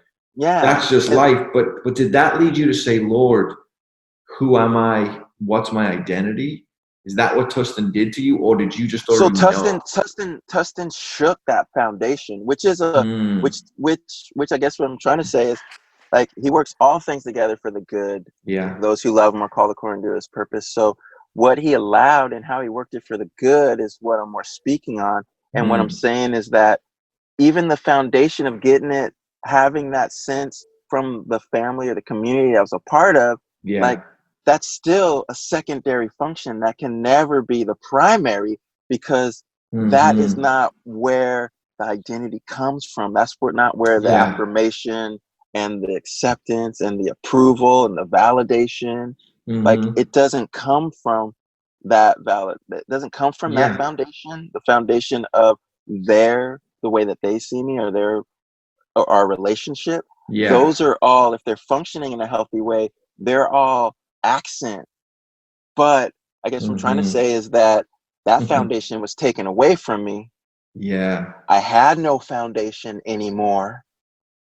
And that's the point of where the Lord started drawing me. And it wasn't some like overnight thing. It was a long process in his faithfulness. But I'm just identifying the role that move played. It played in a bigger role than me getting on Powell-Peralta. It played in the role of me accepting and understanding the role in which I was created, and that was to be in a relationship with the Creator, and to find my identity in who He has created me to be, the idea that He had when He formed me. And that started that was taking place during that move, because being in this new environment, not having the comforts from that foundation of, receiving that affirmation what from age that are you community. at right here? What age is this? Just 17, So this 18, is 16. Okay. Because I'm telling you, this is a mature way of looking at it. I mean, it might have been messier than you're saying. No. This is what the Lord's shown me when looking back. That's crazy. In the process, I'm struggling in the darkness of it. I'm more saying that this is what this is what you understand now. Yeah, exactly. You just figured this out last night. But I do want to make a comment, because you talked about prayers, and I did a podcast thing the other day on prayer, and I love to quote Ian Bounds, because he says prayers are deathless. And what he means by that is some of you are here today because of your grandparents' prayers, because of your great-grandparents' prayers, because of, Mrs. Barbee, whoever back in Mobile or Arkansas was praying for generations. And even Jesus' prayer on the cross, forgive them, they don't know what they do. Amen. Those prayers are being answered. And so in your 16, 17, 18, do you begin to make people now because of skating?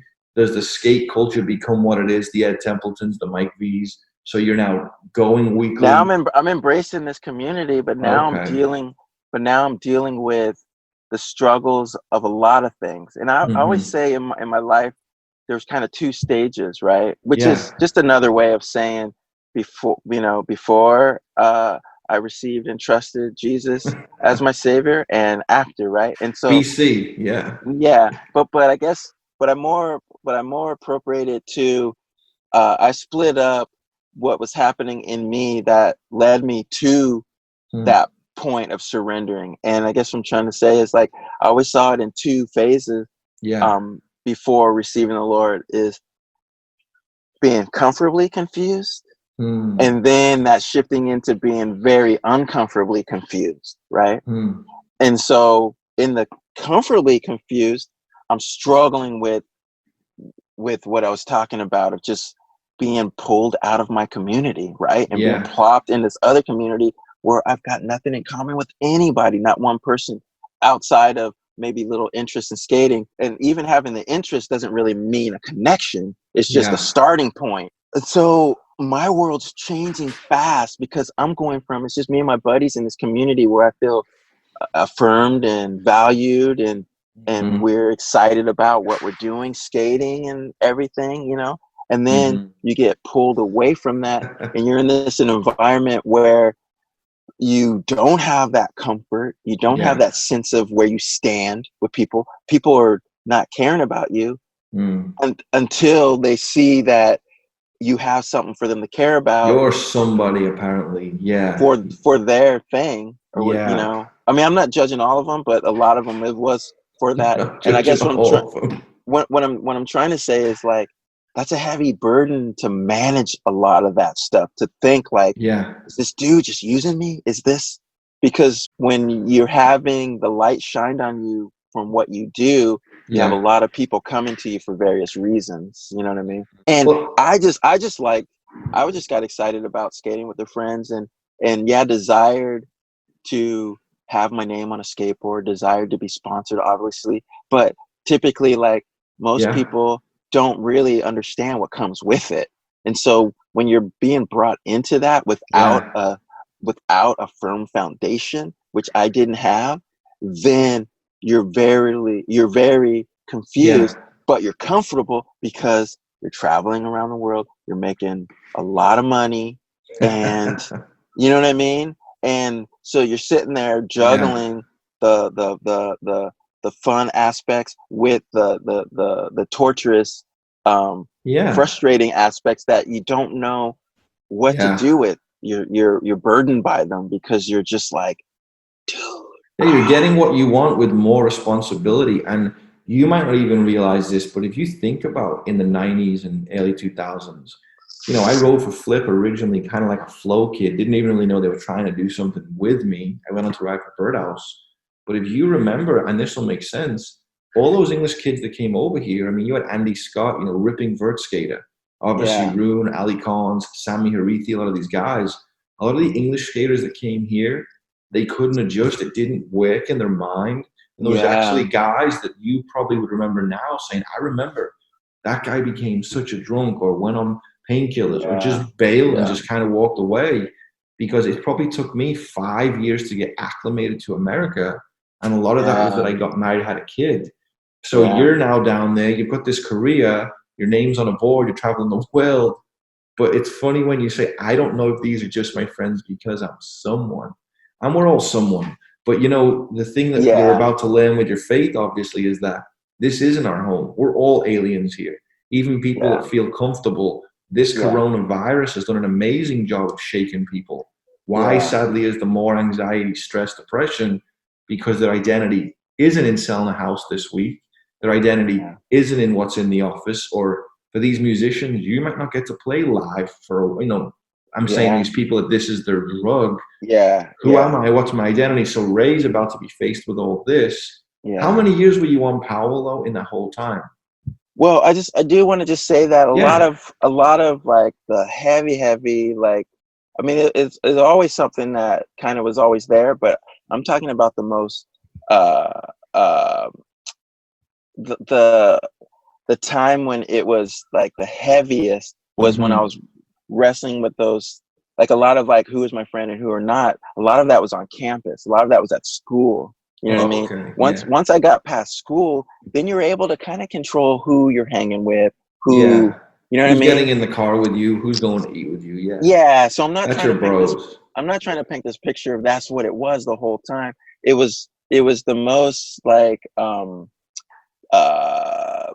pure in its struggle, frustration of trying to manage that through school. You know what I mean? Yeah. And then, you know, and then various things, maybe trade shows and things where you're everybody's best friend because they're like, hey, check out this product or check this out. And you're just kind of like, you know what I mean? But thankfully, I'm so thankful to the Lord that he did place people. You eventually get those friendships and it was a starting over kind of thing, you know? Well, you have been blessed with very, I would say, consistent Christian brothers in the faith. I mean, obviously, you know, Lance, Joe Gruber, and Richard Mulder, you guys are all amazing, great friends to this day. So yeah, that was, there's like, skating is neutral, but there's definitely can be a dark side, you know what I mean? What you can get distracted with and obsessed with. And Jamie Thomas did a great job of unpacking. He'd have video parts, and when he'd be done, he'd be like depressed. Or his identity was so in performance because of something that was missing. And he even said it was about his father and ultimately his heavenly father. But when did this God moment arrive where you began to make sense of like, okay, I am actually a believer. Well, back to the friends too. Like, Yeah. when I say friends, I mean everyone, man. Not just friends that are believers, but just friends that don't believe. Like, I'm so thankful for them. There's such gifts in my life. You know, I mean, there's so many people that have played huge roles. When I say friends, it's all inclusive to everyone, because I'm very grateful. Shifting from being comfortably confused to uncomfortably confused, the questions started to kind of persist a little more. They kind of lingered longer. Like, I'd always kind of be like, there was always a sense of there's more to this. And I'd always struggle with, like, when I'd have these moments, and they're always quiet moments, right? When you're not distracted, laying in your bed, either before going to bed or just when you wake up, right? Yeah. There's always those moments of solitude that everybody has the experiences, right? Yeah. And it was always during those times I'd just kind of be like pondering, just being like, I'd just be bugging out. I'd be tripping. I'd be like, dude, I control this body. Like, this is crazy. Like, you know what I mean? And then you just have these thoughts of like where does this go? And like, what is this about? You know, there's that verse that he says he's placed knowledge of eternity within every person's heart, you know? And there was always this kind of, I don't know, like this like nagging kind of awareness of like, dude, there's something happening that I'm not privy to. You know? And in a weird way, there was some kind of sense of, like, at times there's some kind of sense of like hope in that. Yeah. You know what I mean? That there's like there's something outside of myself that I don't really know yet, or I can't wrap my head around, but I know it's there. Like, what is that thing? You know? And that started to become stronger and stronger, and it started to present itself more in like questioning things, you know, like noticing with myself. It's that thing that Paul says, like, the good that I know to do, I don't do, and the very things that I don't want to do, I keep doing. You know, and just like starting with myself, there were always things that I did that I always regretted, felt guilty or shame about, that I always felt like, dang, like I did it again. Like this sense of, this is who I am. I'm making this promise and not living up for. I'm doing something simple, or I'm angry, or said something that was or just realizing that, like, no matter how much I want to willpower it, I'm still a slave to it. Like, it's still a stronghold, you know, because when it, as much as I tell myself, okay, I'm not going to do that again, I'm not going to do that again, when it presents itself, what do? Right away, right back. And I'm just like, dude. And so I would get frustrated with just recognizing that. Like, there was frustration from recognizing that. And then it turned over to other people being frustrated and recognizing that in other people, you know what I mean? Yeah.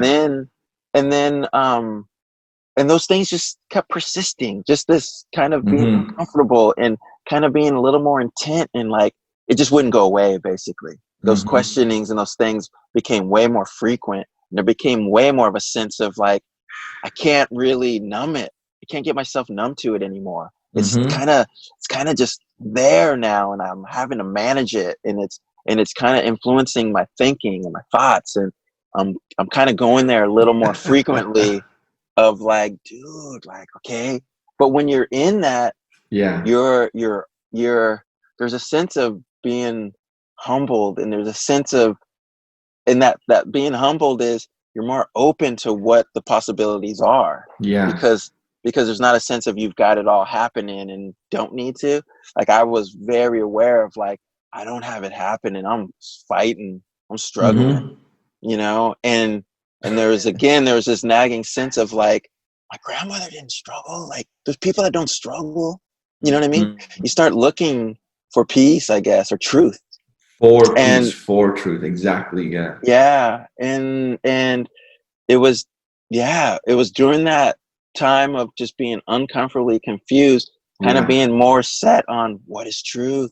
Like, what is truth? Like, it became this thing that I kind of became a little obsessed with, of just like, man, through you know, through conversations with friends, through going back. Like, it's funny, man. The Lord used the violent femmes. The Lord used a lot of things in my life to draw me and to show me that he loves me, and that he's, you know, I don't know how you want to say it, like wooing me, you know, like let me know that he loves me and that he cares, and that he's in tune with what I'm going through, you know. But I had what happened with the Violent Femmes? Because that's a band, a very famous Blister in the Sun song. So I was gonna say is like, so me and Joe Gruber, when we were writing for The Firm, I had this idea of like, man, I wanted to get this guitar. I want to get this guitar that Peter Buck played on REM. It's this acoustic 12-string. It was a Guild, I forget the name of it, jumbo body 12-string. Pretty spendy, and like, you know, I couldn't really justify just outright buying it, you know?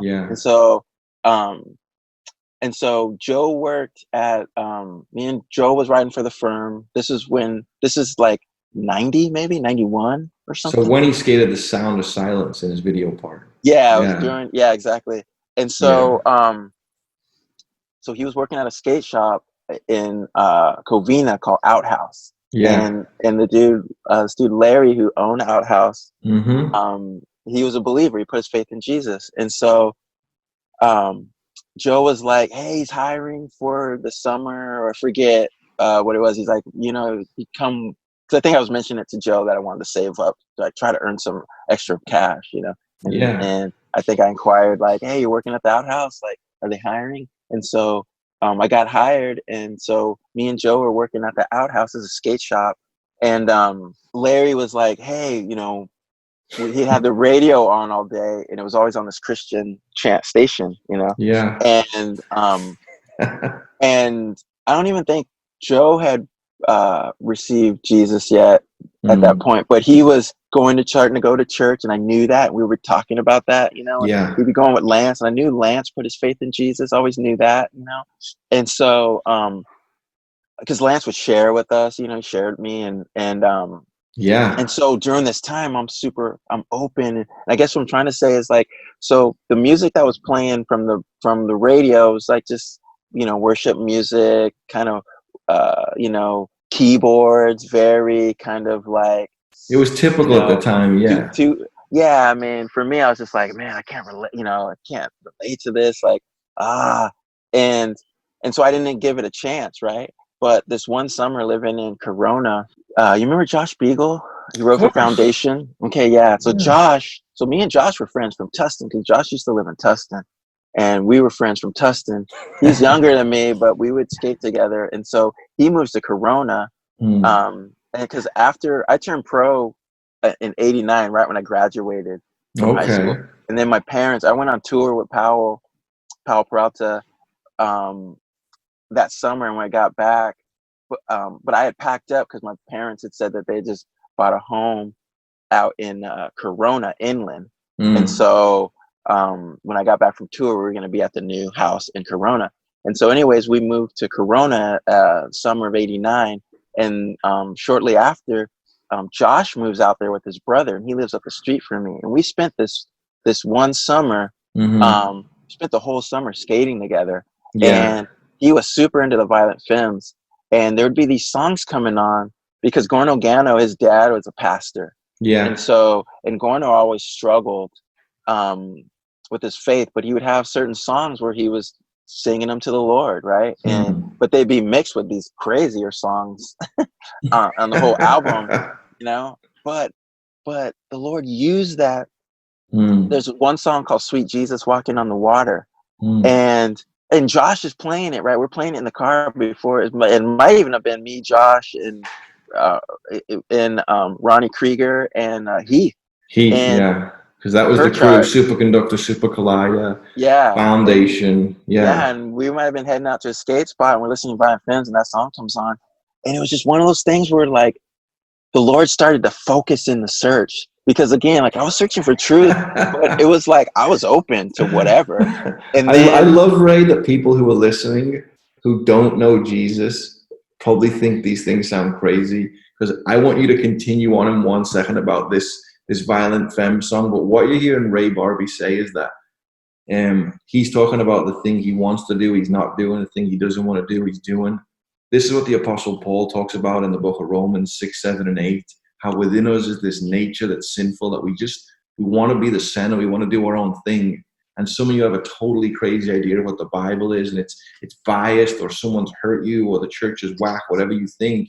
But when you look at the big picture of the Bible, the book of Exodus in 20 gives us this picture of these 10 commandments. And so often we look at that like that's just God wanting to judge us.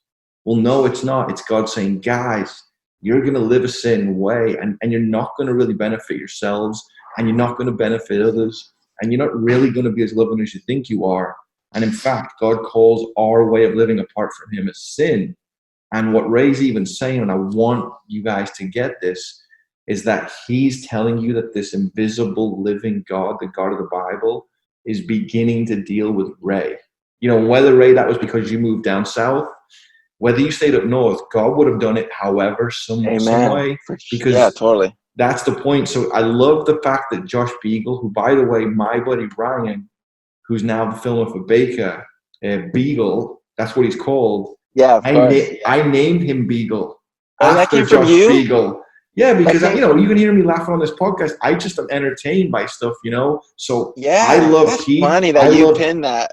Yeah, and Ryan's the raddest dude. I love all those guys. But I'm saying that to say Foundation videos were my jam. So Keith and Ronnie and so you're so Josh Beagle is going along probably. So so the song pops up and it's love this.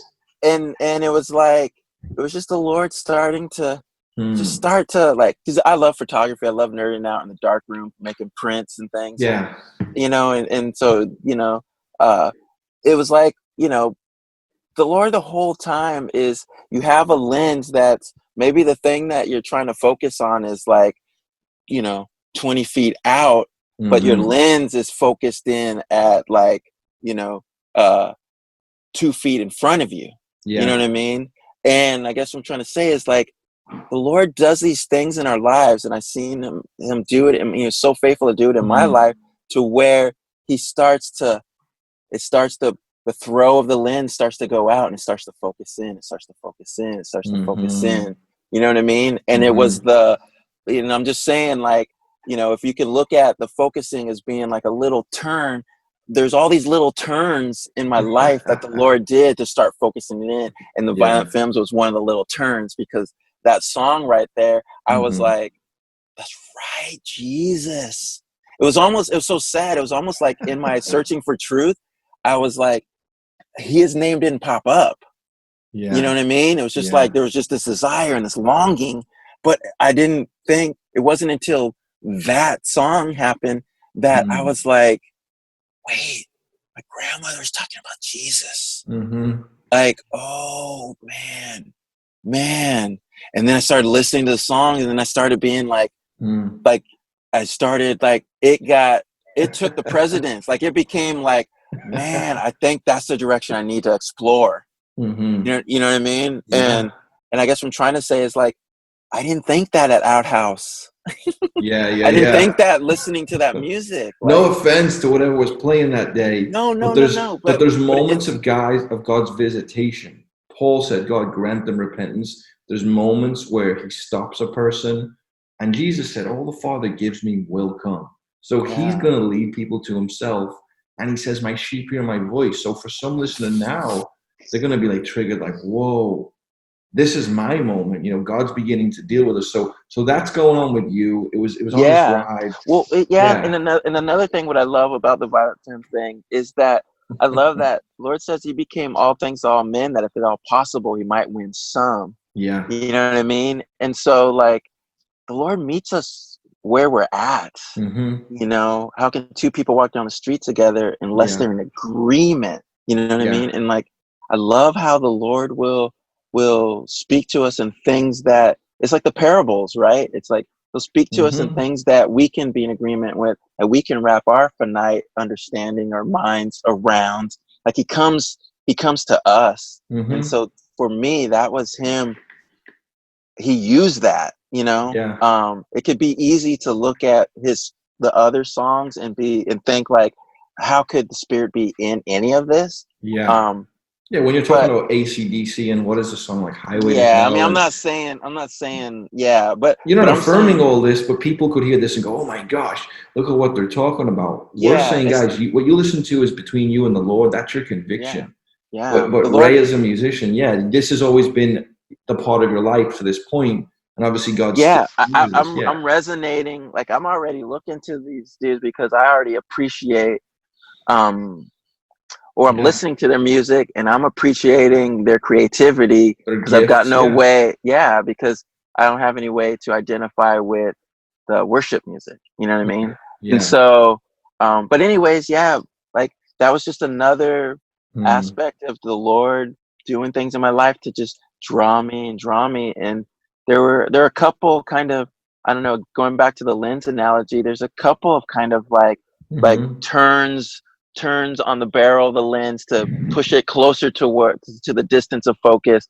And one of them was getting chased by skinheads in Huntington Beach. You know, basically show up to go see a band play at Java Jungle right there on Main Street, and had no idea that the band attracted skinheads. You know, they're not a skinhead band. They're called Guttermouth. The band was called Guttermouth. And I didn't know how they attracted them. Yeah, and so and unfortunately, that was kind of the reality of that culture is like, whether you like it or not, people can latch on to what you're doing, whether you agree with their thing. And so, anyways, these guys dug Guttermouth, and I show up with my buddies, my buddy Ben Masanaga, who's Japanese, and we're meeting up with our other friends that live in Huntington, and we meet up at Java Jungle, and which, for those who are listening, that's Sancho's Tacos now. Yeah, it's right there on the corner. Yeah, and so it's about 10 o'clock. The band gets broken up, but we don't know. You know, we're just arriving on the scene, and band gets broken up. So everybody's kind of dispersing, but these skinheads have a different idea, right? And they're like, "All right, let's get into something." I show up, and I become that thing that they get into, basically. And, you know, it starts with this skater recognizes me, and he's like, "You're Ray Barbee." He's like, "What are you doing here?" And I'm like, "Oh, we came to see the band." He's like, "Dude," he's like, "You better get out of here." And I was like, "What?" Whatever, right? Oh no. And so literally, like, right after he says that, I hear, "What's up?" And I knew it was directed to me. And I look back, and it's like 6'4", 270-pound skinhead, right? Tear tattoo and under his eye, and then web tattoo on his neck, and he had like two dudes on each side of him, and he was like, "What are you doing here?" He's all, "Aryan race, white power." He's like, "Shouldn't you be in Compton or something?" And then I was just like, whoa. And then he's all, "You better run, nigger, you better run." Oh my God. And I look back, and I see this dude with a flannel and a ball cap running after me. And I was just all, whoa. And I just take off, dude. Yeah. And I'm so thankful for adrenaline. I'm like, thank you, Lord, for adrenaline. When I think back at it, because that adrenaline, like, dude, I was gone. And there's such a survival aspect to that adrenaline. Oh no. That, like, I knew, like, my brain was already thinking about how am I going to get back to my friends, you know, because I didn't drive there. And I live in Corona. Like 40-50 minutes at least, maybe more on Friday, Saturday night. Yeah, it's like 40 minutes. Yeah. And so I'm running, and I'm just cutting corners because I'm feeling confident about, like, dude, these dudes aren't going to catch me on foot. Right. Yeah. And so I'm running, and then I get to a point where I'm like, okay, I get to the street corner, it's lit up, and I'm like, okay, trying to retrace my tracks. Like, how am I going to get back to my friends, right? How am I going to pull that off?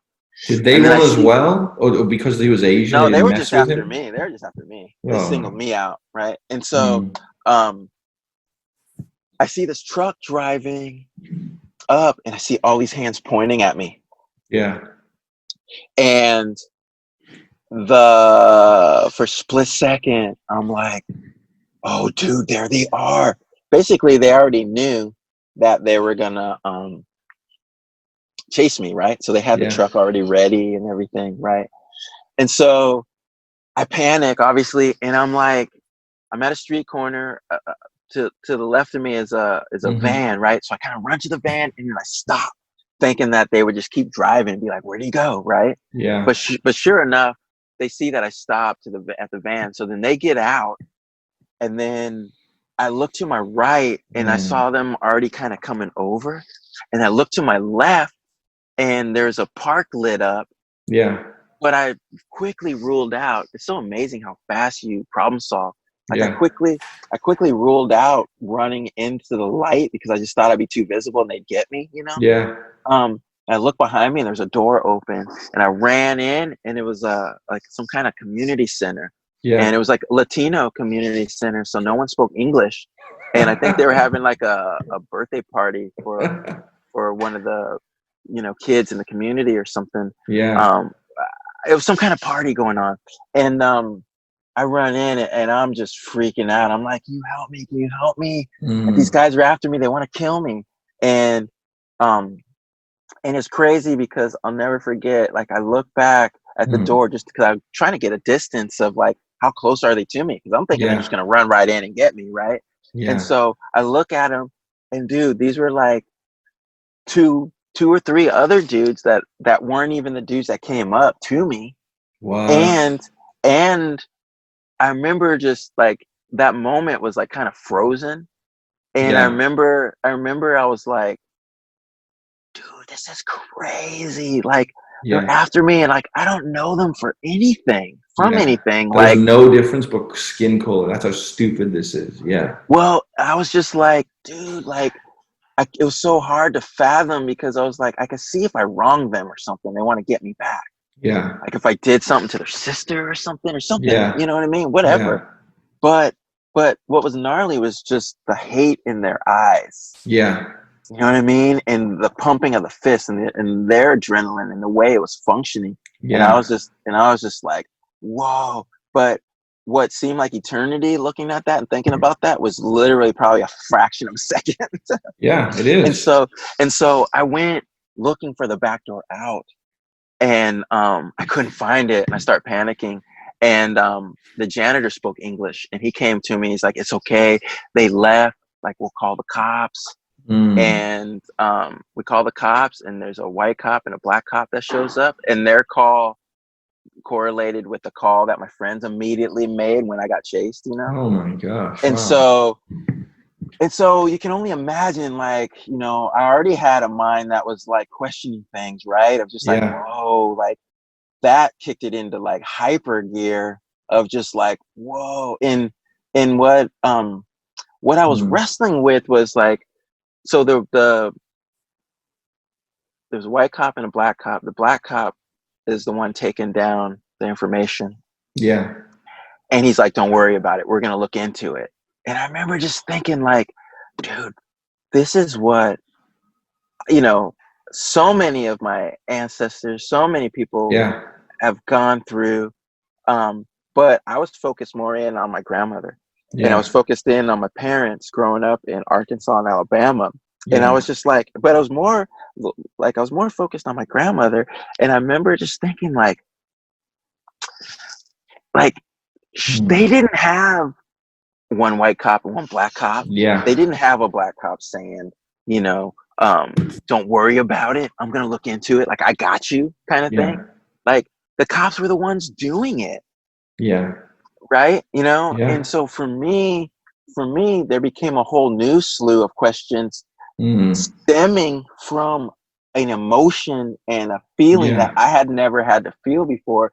And that was hate. That was hate for another person. Like, I never really had to deal with that. Like, there's people that you didn't like, and there's people that I was frustrated with, but and probably hated, but not to the extent to where it physically affected me, to where it welded. It became so intense in me that now I'm having to deal with it. And I knew that hate was no different than their hate. It just stemmed from a different place, but it still is the same thing. And it made me look at my grandmother, who like, I feel like I experienced like Mm. the smallest fraction of what they lived through.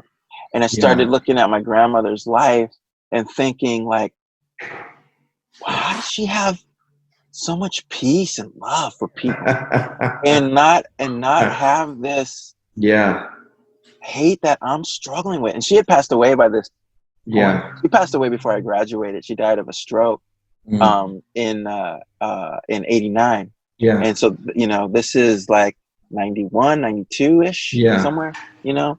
And so again, it was just another one of those moments in my life where like it just really intensified the being uncomfortably confused. But you know you've seen her what's so great? love forgiving all these people, obviously getting through life. Because here's the thing: if they'd have caught you, people who don't know this, Huntington was very, in my opinion, very white supremacist. Like 20 years ago, I mean, it was a pub, and I still think it was titled that for a reason. It's called the Black Watch Club or pub on one of the corners. Wow. It's changed the name since.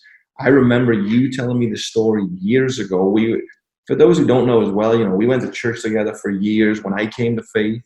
And I remember when I was married and divorced and just going through it. I think Lance Mountain even said, man, Brian's just going through stuff. And even at band skate park, you like stopped on the way out and said, hey man, you know, you ever thought about, you know, reading the Bible? I was raised by a grandmother of faith, and you began to point me towards that direction. So I've always seen Ray as the guy of faith.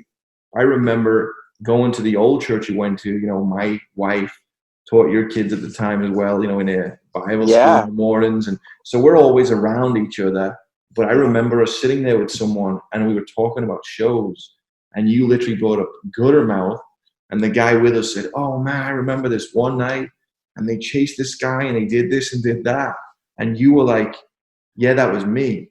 And even in my notes, I was going to be like, Ray, do you remember that? So that's what's crazy to hear you now. If they had caught you, Ray, they would have probably tried to break your legs or punch your face in. Dude, I don't know if I don't, who knows, dude? Yeah. Ooh. It's, and you talk about the that's what's so amazing about, I'm just very grateful, man, that grace, you know? Well, I know we've been going for like 2 hours, and I'll go in and tweak it and do whatever, but I want to just ask a couple questions, then we'll get out of here. But for those listening, I do want to take the time, you know, to unpack stuff. I'll tell you that most of my conversations with Ray, we never even talk about this stuff. We just talk about our faith and family and prayer, and he's just a brother in the Lord. It's amazing, you know, and we wanted to make this gentle because so many people are freaking out right now. But we have this peace because of Christ. But I do want to honor the skate culture, you know, and some of the questions that came in. But Scott Rhodes asks, what is your favorite graphic all time? Your own, my the first one. The first one holds so much. You know, it was the start of everything, and it's tied back to my biggest influence. Like easily one of my biggest influences in skateboarding, and that is my buddy Randy Smith. And so and just the whole way that graphic came about with Sean Cliver just being hired at Powell-Peralta, and them shifting from VCJ and the Skulls and trying to start to work towards a new direction. And and so the way that Sean interpreted my idea just to this day just blows me away. Like the ability that he has to imagine is really it's really rad to see, man. And for those who are listening, what is it called? The first graphic when they go Google search? It's just a ragdoll, Ray Barbee ragdoll. You know, and even the idea of a ragdoll came from my buddy Randy, because Randy just looked like a ragdoll when he skated. Everything looked so flowy and effortless, and you know, and people said that they saw that in my skating, and so there was a type of kind of, I guess, referencing that, you know. And so even down to like the necklace on the ragdoll, the wristbands, those were all things from Sacto that Randy turned me and Robert onto, and the fact that Sean turned it into like a superhero. He made it reminded me of like Spider-Man or something. I was just like, man, because I just said ragdoll, and of course my thinking, I didn't know how he would approach it, but I was kind of more thinking kind of like your typical whatever sewed up ragdoll would look like, and so he went that whole dude, he did some of our graphics like for Birdhouse. He's talented. He's one of the greatest skateboard artists. And so that's my favorite for sure. So the ragdoll. And then Jarrett Cords asks, what's your favorite Bible verse? That's a great one. There's so many. That's like saying what's your favorite trick kind of thing. But man, recently my recent favorite is and we'll have to find this because I'm horrible with addresses. But is it a Psalms maybe? But your unfailing love is better than life. It's throughout Psalms. You hear it mirrored in different translations. Yeah. And so that one's huge for me. Man, him working out all things together for the good of those who love him. That's a huge one. But there's another one. I'll get it to you too. I'll get you the address and the verse. And guys, I should have recorded the phone call we had the other day. We joked. We talked for probably like an hour, I think. And it's just with you, it's just like verse after verse after verse. You're not almost like, hey, yes, I'm a Christian. This is just your life. You just have that love for the Lord, and you've given skateboarding to him and given your music to him.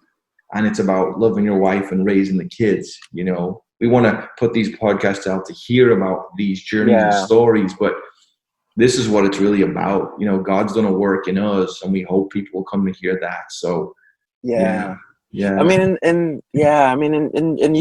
like we hold unswervingly to the hope that we profess, because he who promises faithful, and that hope that we profess is built all around his promises. So it's his promises, it's his words, it's his faithfulness to complete the work that he began, but to honor his word.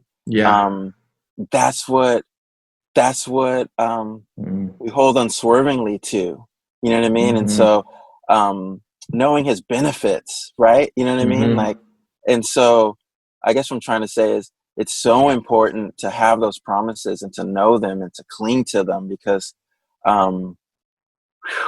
we're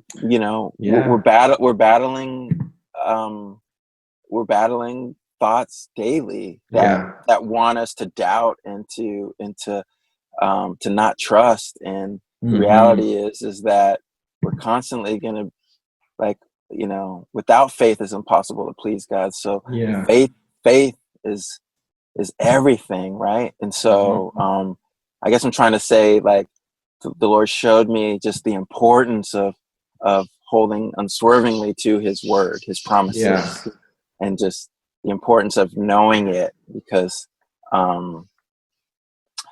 that's how we can have joy in the midst of any circumstance, whether it's suffering, whether it's anything.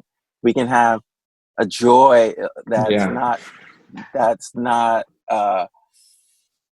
relying on our circumstances. It's relying on the promises. Right? This is his promise to Ray, to Brian, to your grandmother, to whoever. And the Bible says, his words are a lamp unto our feet, and we should think on things that are above. So if Ray and I are getting our daily bread, we have our Bible. It's not just some old story. This is alive. This is to us when we go through it with a spouse, with a loved one. My mother-in-law is very sick right now. So like, man, my wife's getting into the way, giving it to her mom. There's truth about eternity. There's truth about what's going on. There's truth about what's taking place. So there's those things. All right. So Thomas has a question, and man, okay, I like this question. What made Ray choose the music for Band This? Was that up to the skaters, or did Powell have the final say? Yeah, for sure the latter. Okay, really? Yeah, man, like Stacy had the vision for those videos. there was back then. Yeah. The skaters didn't really. It's not to say that Stacy probably wasn't open. Yeah. People, and to be honest with you, I guess I should only speak towards my own experience, because I don't know if Tony or Lance or those guys were like, "Hey, I want this," but I know this song or whatever. But I do know this, that it was pre kind of how do you want to say it? It was pre Wild Wild West, if you will, in the sense of rights for songs, you know. Like when, of course. When you know, Rocco came in, and you know, with the World Industry videos and a lot of the post kind of Powell videos, if you will, like post ban this, and maybe even post propaganda. When all the smaller skate companies did videos, they were punk rock with it, in the sense of, you want Led Zeppelin? Cool, let's put it in until we get a cease and dismiss, right? And so Stacy didn't function that way. So you're saying Stacy went and got the rights and did it the right way? No, what I'm trying to say is that because that wasn't an option, Stacy created his own music. Crazy. So a lot of that music was Dennis Dragon, this cat Dennis Dragon from the Surf Punks. That's why it sounds so original and everything. It's like, it's almost like a whole genre that you're like, what is all this stuff? Dude, he had a composer scoring all the music for the videos. Look at Stacy. I mean? He's crazy. And Chuck Treese was right in there from his band McRad, and Chuck Treese was right in there with Dennis Dragon, helping with a lot of that music also. So for, you know, me, Chet Thomas, Steve Sy, and Eric Sanderson's part, the Rubber Boys section in Public Domain, that's Chuck Treese's band. That's their song, Weakness. So, and I think the song right after it, I'm not sure what band that is, because there's two songs in that part. You know, I'm gonna have to go back and watch it now. But you're saying you like the music, obviously. It's become profound. You know, people love these videos. I dug that song. You know what I mean? Like, and you have to remember, like, you know, being asked to be on Powell, being Powell-Peralta, being, you know, a part of this thing that was we looked up to, you know what I mean? And so it's this offering to the world, the next Powell video. You get to be in this video, and you trusted Stacy as well, of course. I mean, at the end of the day, you're just grateful to be a part of it. There's not, you know, being 16, there's not this, you know, I didn't have the personality to just have this idea of like, this is how I want to be represented. You know, you didn't want your blue M&Ms. In fact, I don't think blue M&Ms existed then, right? I was just hyped to be skating with everybody, and then go to the premiere and you see it presented in this way, and you're just like, wow. Well, I don't know. I can't really picture the blue M&M, Ray. I don't think I've ever seen you get mad or frustrated.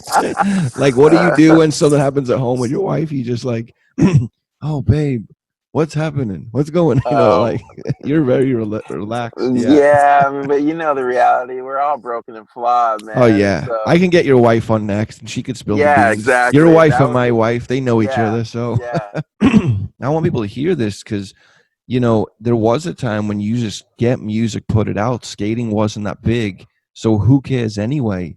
And truth be told, how many of these bands really got big because of skating? When I had Jamie on, you know, the Misfits, yes, they were huge, but it hit a whole new generation. This is going to be funny, but growing up in Liverpool, you've been over to Liverpool, right, Ray? I know I mentioned it earlier. Okay, so there was a heavy, like, punk scene influence, and I was, you know, a generation coming into that. So they were all listening to, like, everything, like the craziest, most normal music, and then, like, Nation of Ulysses, Rorschach, and all this other, you know, Click Attack Ikatoe, I think Mario Rubalcaba's band, all this stuff. So I'm just saying, I heard all this stuff, and a lot of these bands grew because they were thrown in the skate videos. You know, I'd have never heard of Grey Matter, bands like that Andy Roy skated to and the rest. So for skaters, to those who are listening, putting your kind of music into a video tells people what you're into. And most people just did that. And we had this cool, even the Descendants, you know, with the famous Santa Cruz thingies and early Green Day and the rest. And for me, it's like, you know, a lot of our early videos that, like, let's take Future Primitive, early Powell-Peralta video. There's a section in there where they're showing either it's Upland or Del Mar, right? It's part of a contest. You could tell, like, it was like part of the guy's contest runs, right? And I don't know if it was the song that was playing for the contest or if Stacy put the song in there over that part, but there was a Youth Brigade song. Okay. And for us, that turned us on to Youth Brigade. Or if we had heard about Youth Brigade, it highlighted Youth Brigade as being important or special in some way because it's tied to that. And that's what's really interesting about music. It's amazing. And visuals tied together. You know what I mean? Because, you know, a lot like what hip hop did for a lot of the artists that were already retired. By the time that they took their albums and were sampling them, right? It relaunched them and reinvented them and brought them out. For lack of a better term, repackaged them, right? With something that had an emotional connection to a generation that had no way to relate outside of their parents, but even through their parents, it's hard for them to have an emotional connection to it. You know, skateboarding did that for bands, right? Like, how many people got turned on to James Brown, Funky Drummer, because of all these hip hop artists who sample that break.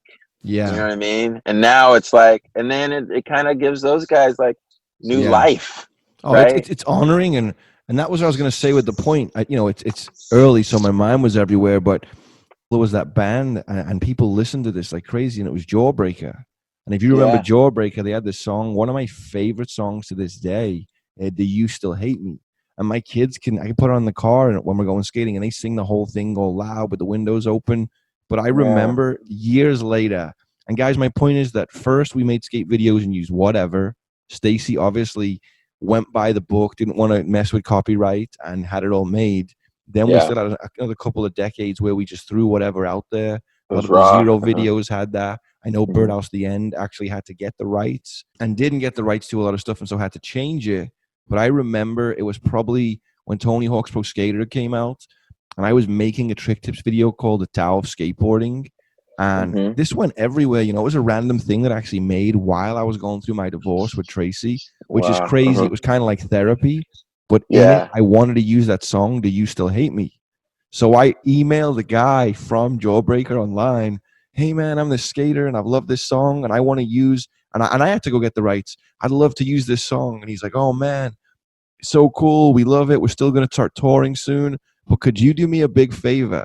And that guy messaged me and said, my kids are getting into skating and I want cool dad points. Can you try and get this song in Tony Hawk's Pro Skater?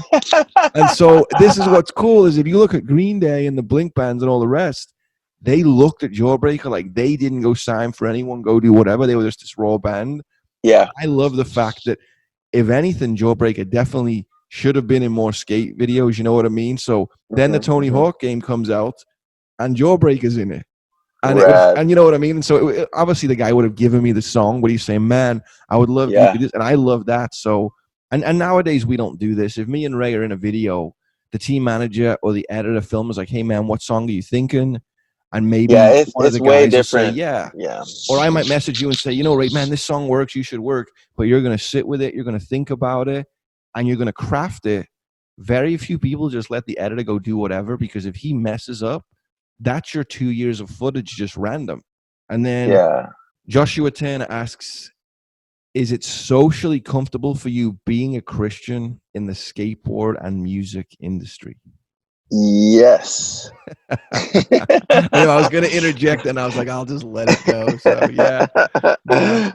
yeah. What I mean is, to put it in his words, people listening, guys, I think they picture that just if you're not a Christian and you see a Christian skater, you're like super bummed. And I'm like, no, that's not the case at all. You know what I mean? Like, I was just getting messages from Kenny Anderson on my phone. I haven't talked to him in a few years. Man, I love what you're doing. It's great to see the stuff you're putting out there. Can't wait to bring my son down and ride the mini ramp. Talked to Frank Gawa yesterday, trying to get some stuff for my son. Jeff Rowley had said, here's his number, hit him up. I haven't talked to Frank in years. That's not what it's Frankie, like. Man. Yeah. People don't see Ray and go, well, he's a Christian or Brian's a Christian. We're just all in this big crew of people, and we make fun of each other and we love each other. But for you to answer the question, that's my 2 seconds, What is it like, though, as a Christian, being a Christian longer than me? How do you live this out? Because you do bring Christ into it. Yeah, a lot of it just comes from it's 100% trust. That's and good. and it's this pursuit of, by God's grace, to be humble, and I guess what I'm trying to say is that humility says nothing is achieved, everything is received, kind of thing. And so when God brought me out of the darkness and into his wonderful light, he's shown me that everything that I have is a gift. And so I was referring to it earlier in our conversation of like, I'm very grateful for everything. So these relationships, the favor that he's given me with people, which is, it all comes from him. It's like, there's a verse that says, what do we have that has not been given to us? Yeah. You know what I mean? And that verse, every good and perfect thing comes from the Lord. So a skateboard is neutral. And if you encountered that, you had friendships from it, you built your talents and skills from it, you just hand that back to the Lord and you use it. That's God using Ray Barbee wherever you are. Yeah. Again, if even the ability to function in these things that he's given me, that's been given to me. Amen. You know what I mean? Good. That's good. You know what I mean? And so it all comes back to their gifts.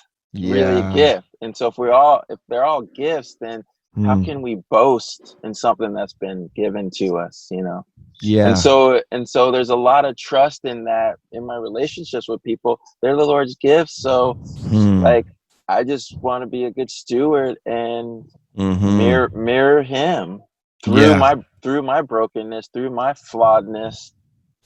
But I guess going back to the trust thing, I just trust him that the cross of Christ does offend, and so, but I just want to make sure, but God's offending, that offending is not the offending that I guess what I'm trying to say is that there is a restoring dynamic to that offense. Right? It's I guess what I'm trying to say is, the main thing is, to me, that the Lord has showed me, is that he doesn't wish that any should perish, but all be brought to repentance and the knowledge of the truth. And it's in that it's in the knowledge of that truth that we are, come to me, all you who are weary and heavy burden, and I will give you rest.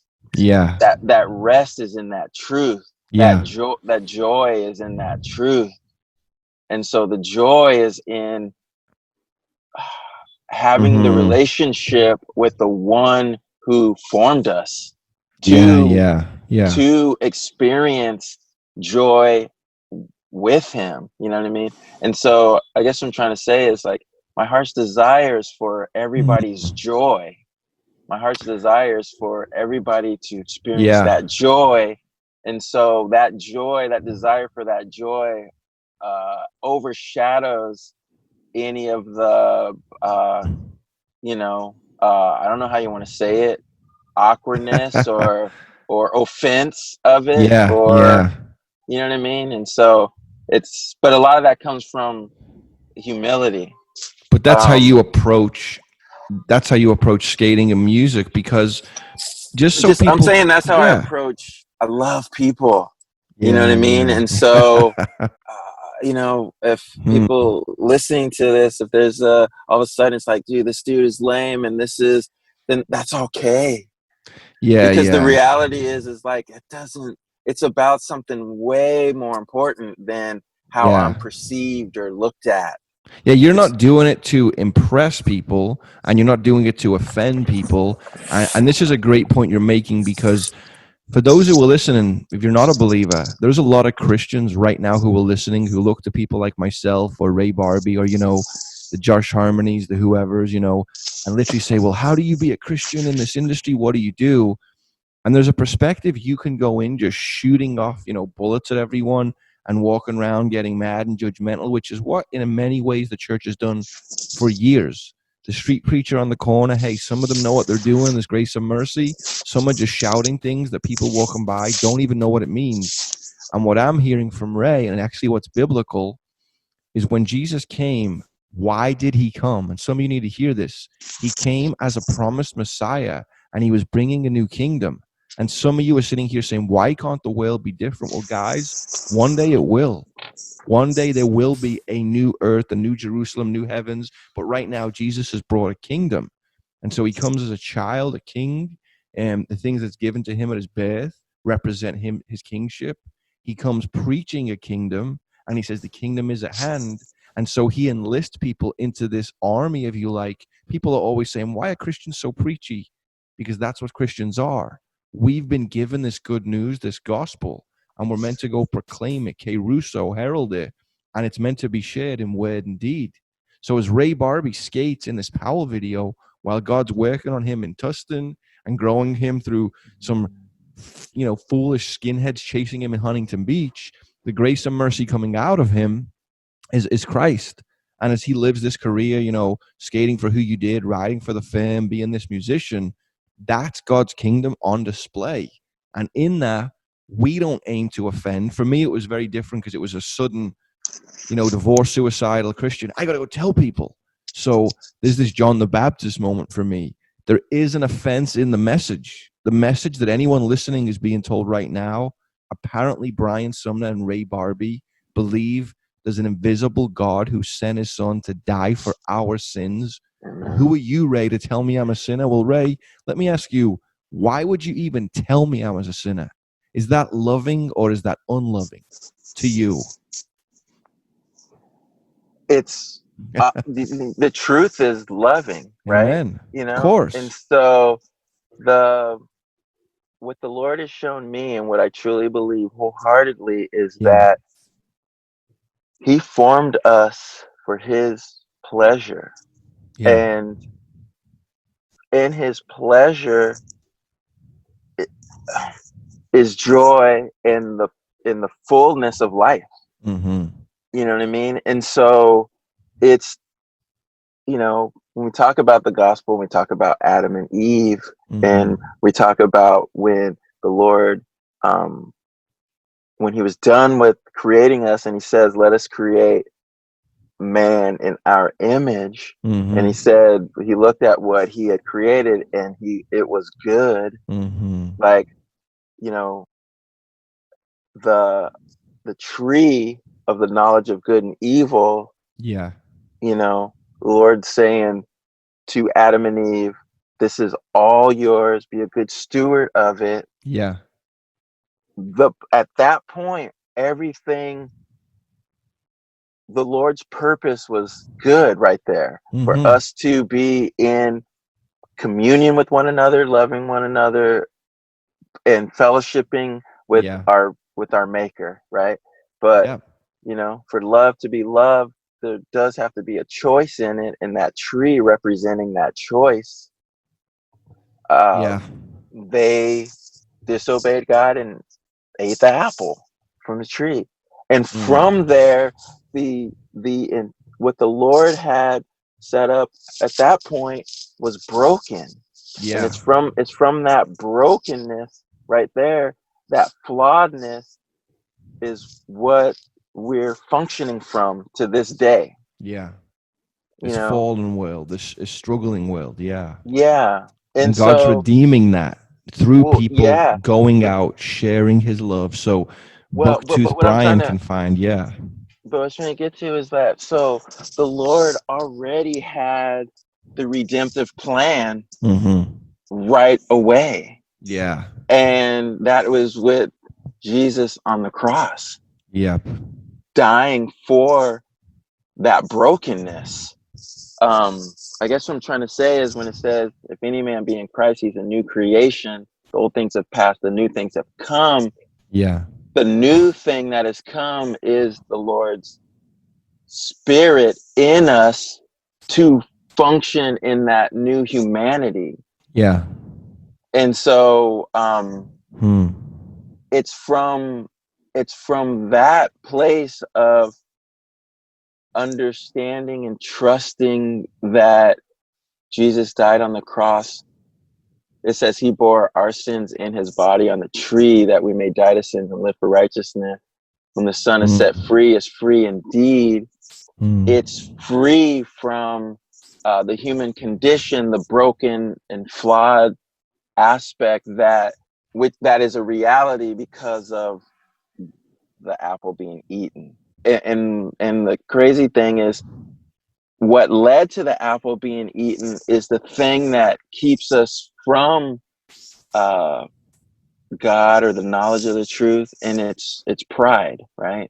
It's pride is what's at the heart of the human condition.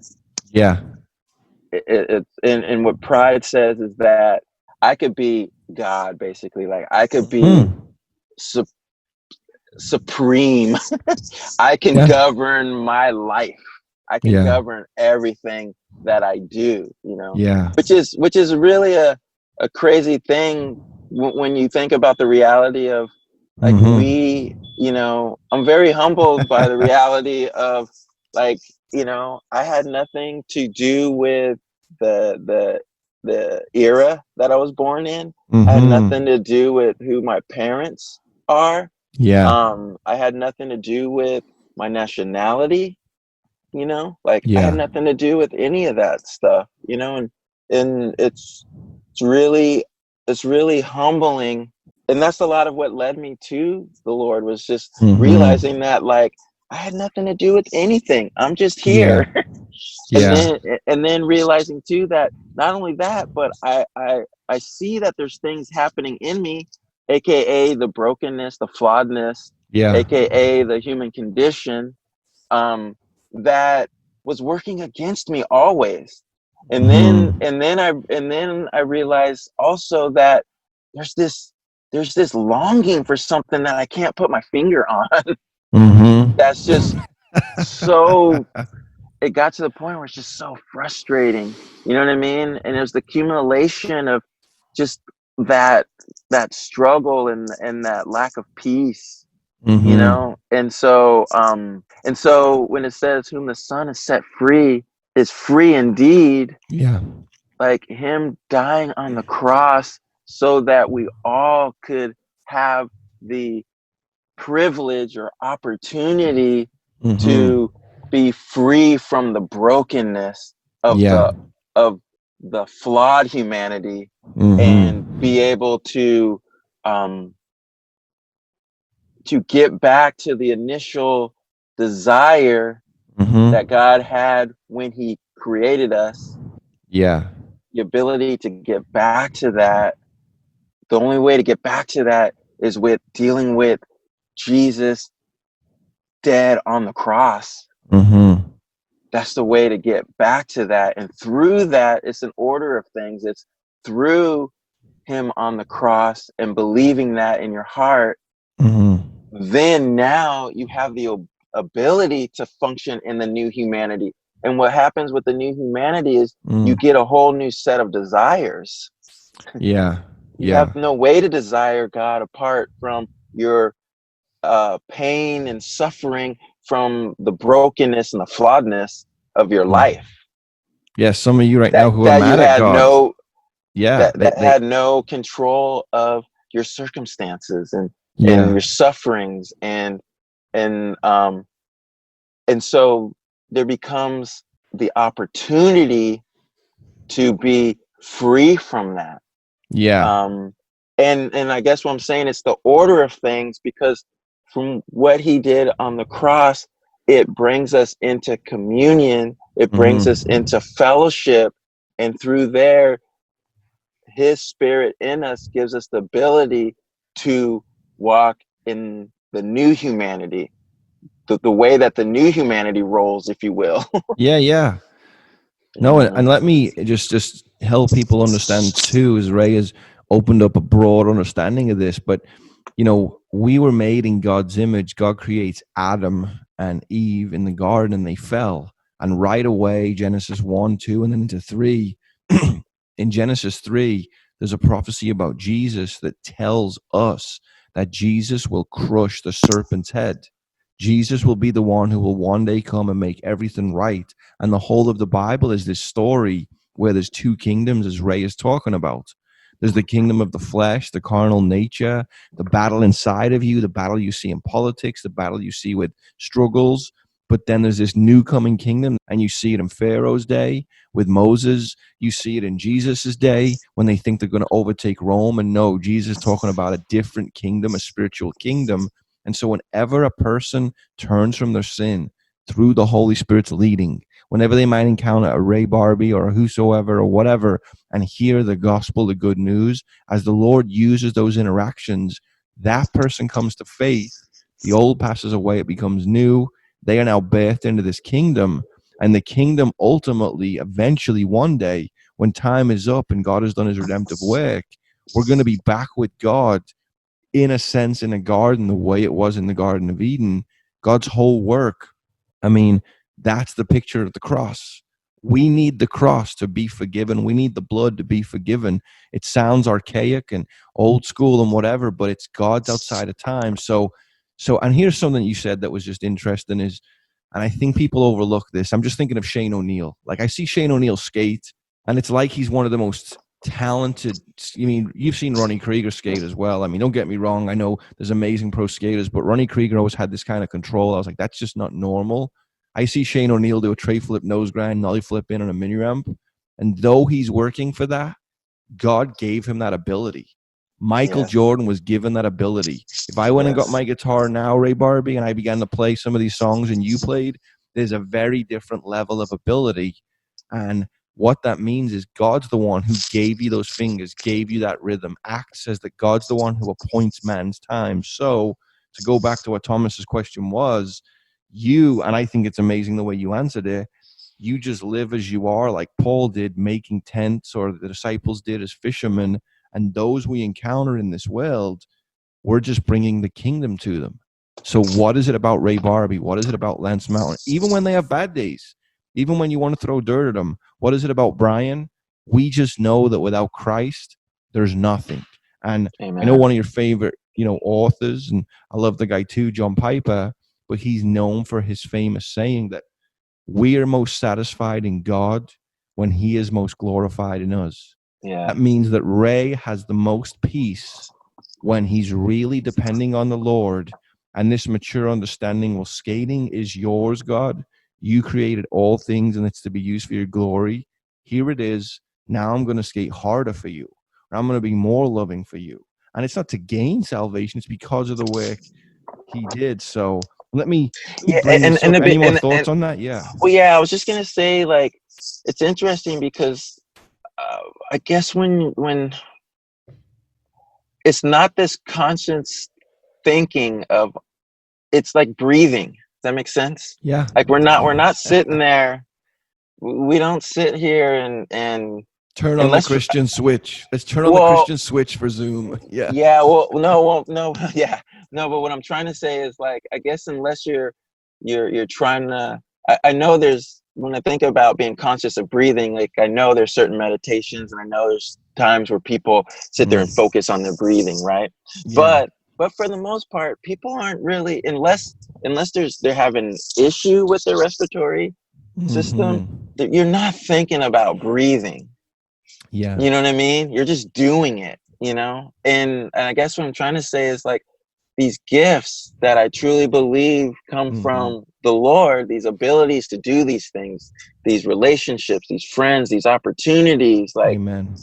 All of these things, you're functioning in them. It's just that the breathing, if you will, is just happening because they all come from knowing the giver.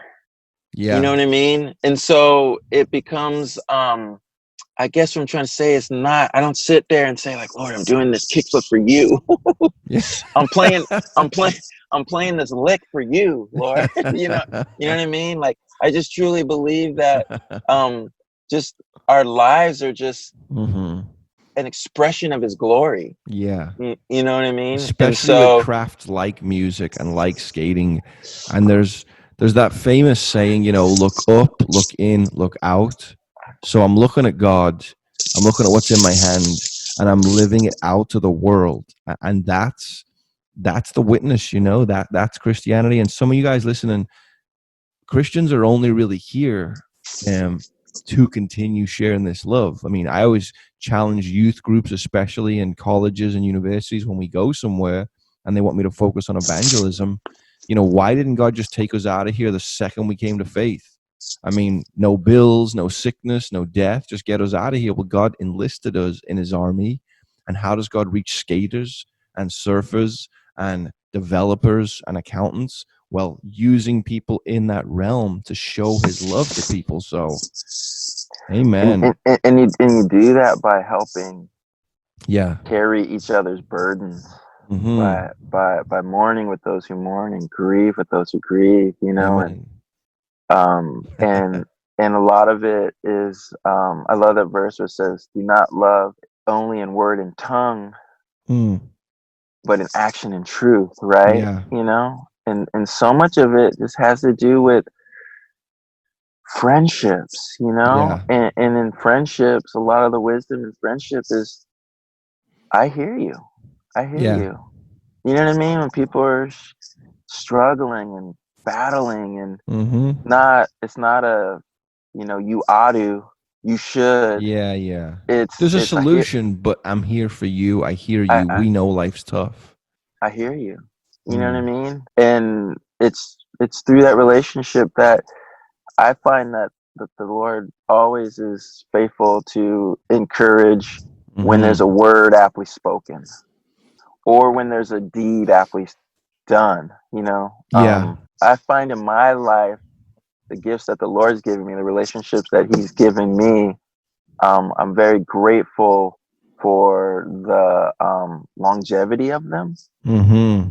To be able to hopefully earn their trust, and, you know, in my intent that I genuinely care about them, that there is, you know, I'm trying to labor for their joy, kind of thing. You know what I mean? You know? Yeah.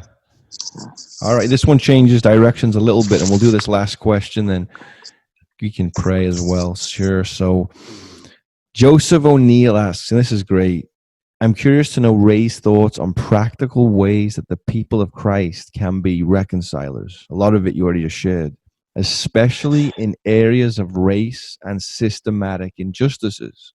Ultimately, we know that only the gospel can break down the dividing walls of hostility. But since Ray is a godly black man, I've never even said that before, I want to learn from his experiences and insight.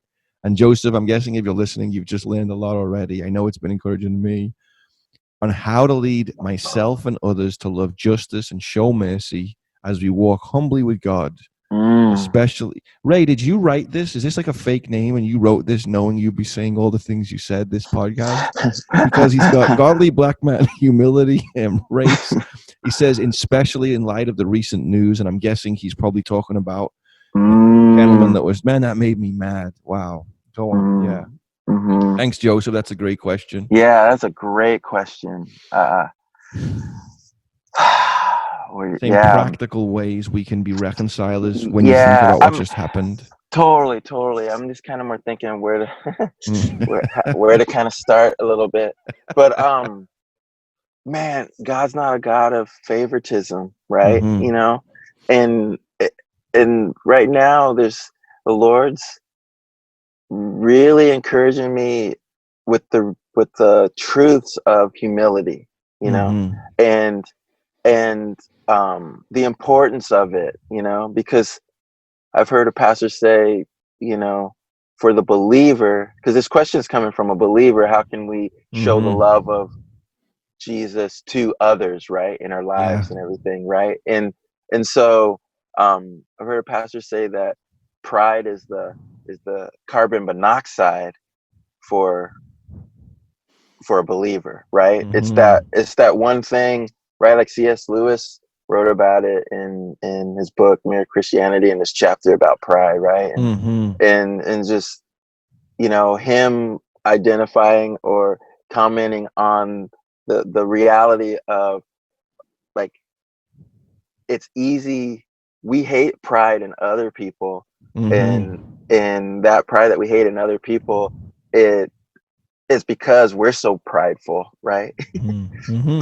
and so it's the reality is pride is like all the other kind of issues, if you will, from the brokenness and the flawedness are pretty, you know, if someone struggles with drugs, or someone struggles with pornography, someone struggles with being faithful, or, you know what I mean? Like all those things kind of, those are clear, but pride is the one thing that people aren't really aware of, that they're functioning in, you know?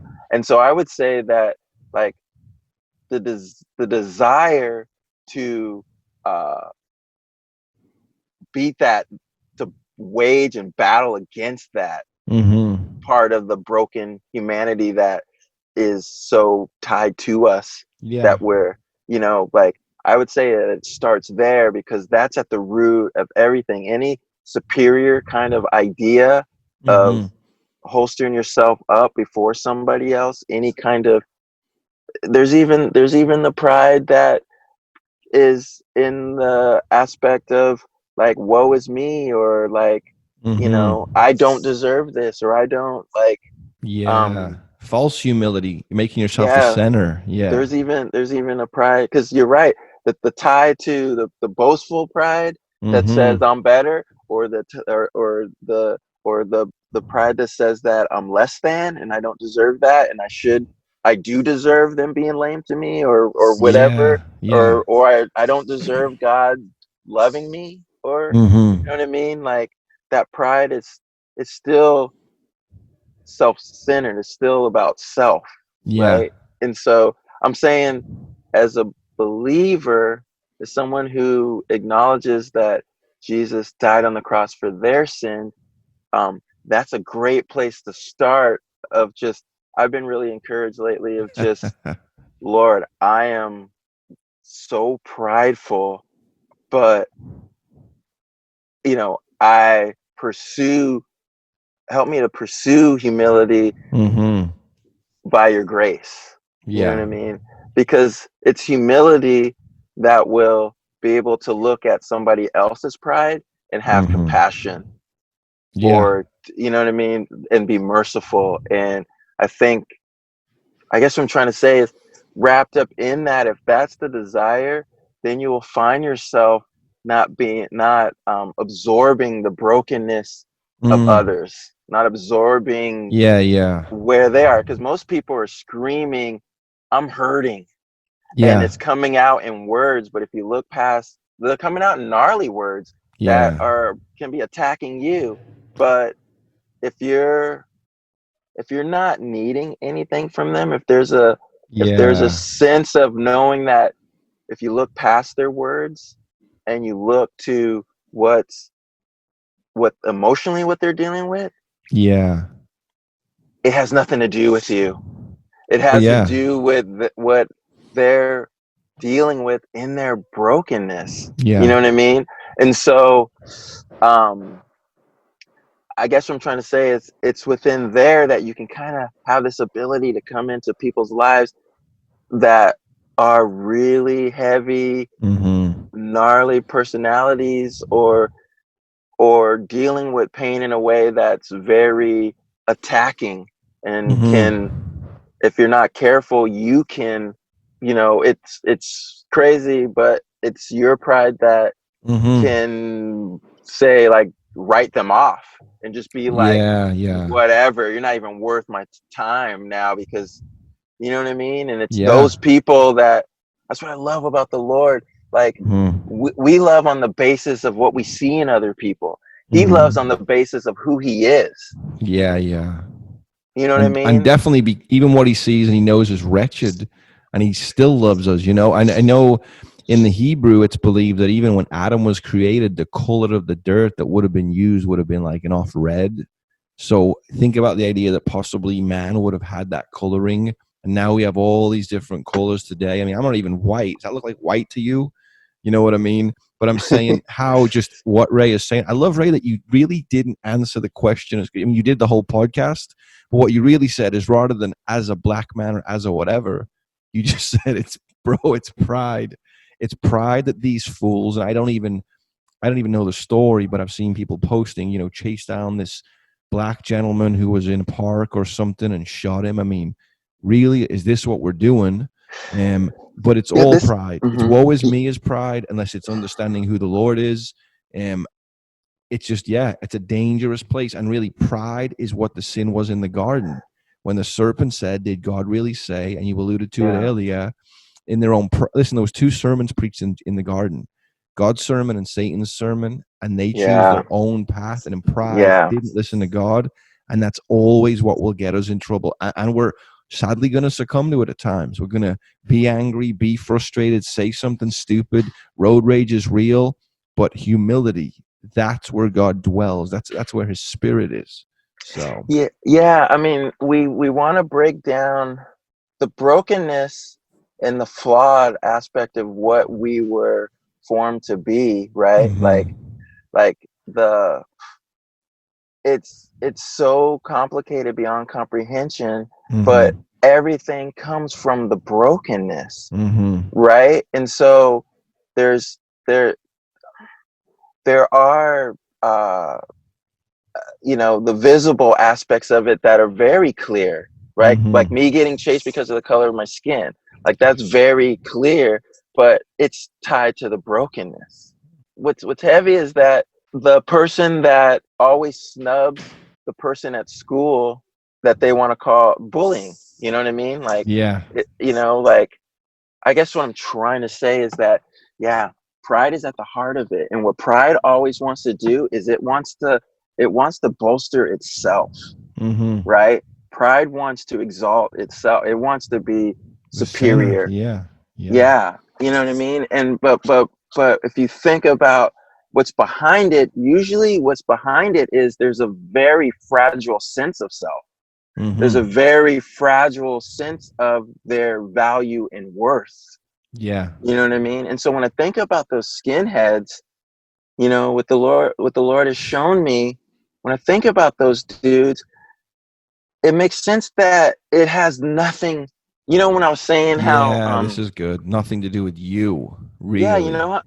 Yeah, not at all. Dude, when I was saying, like, dude, when I ran into the building, 10 o'clock at night, like, back against the wall, there's a door open. Thank you, Lord, for your grace. There's a door open. He does open doors. I'm in there, and I was talking about, there was, to me, what seemed like 5 minutes, but really it was a split second, and looking at these dudes and looking at the hate in their eyes, looking at the adrenaline, looking at them pumping their hands in, their fist in their hands, and me being like, dude, I couldn't wrap my head around that intense hatred because of the color of my skin.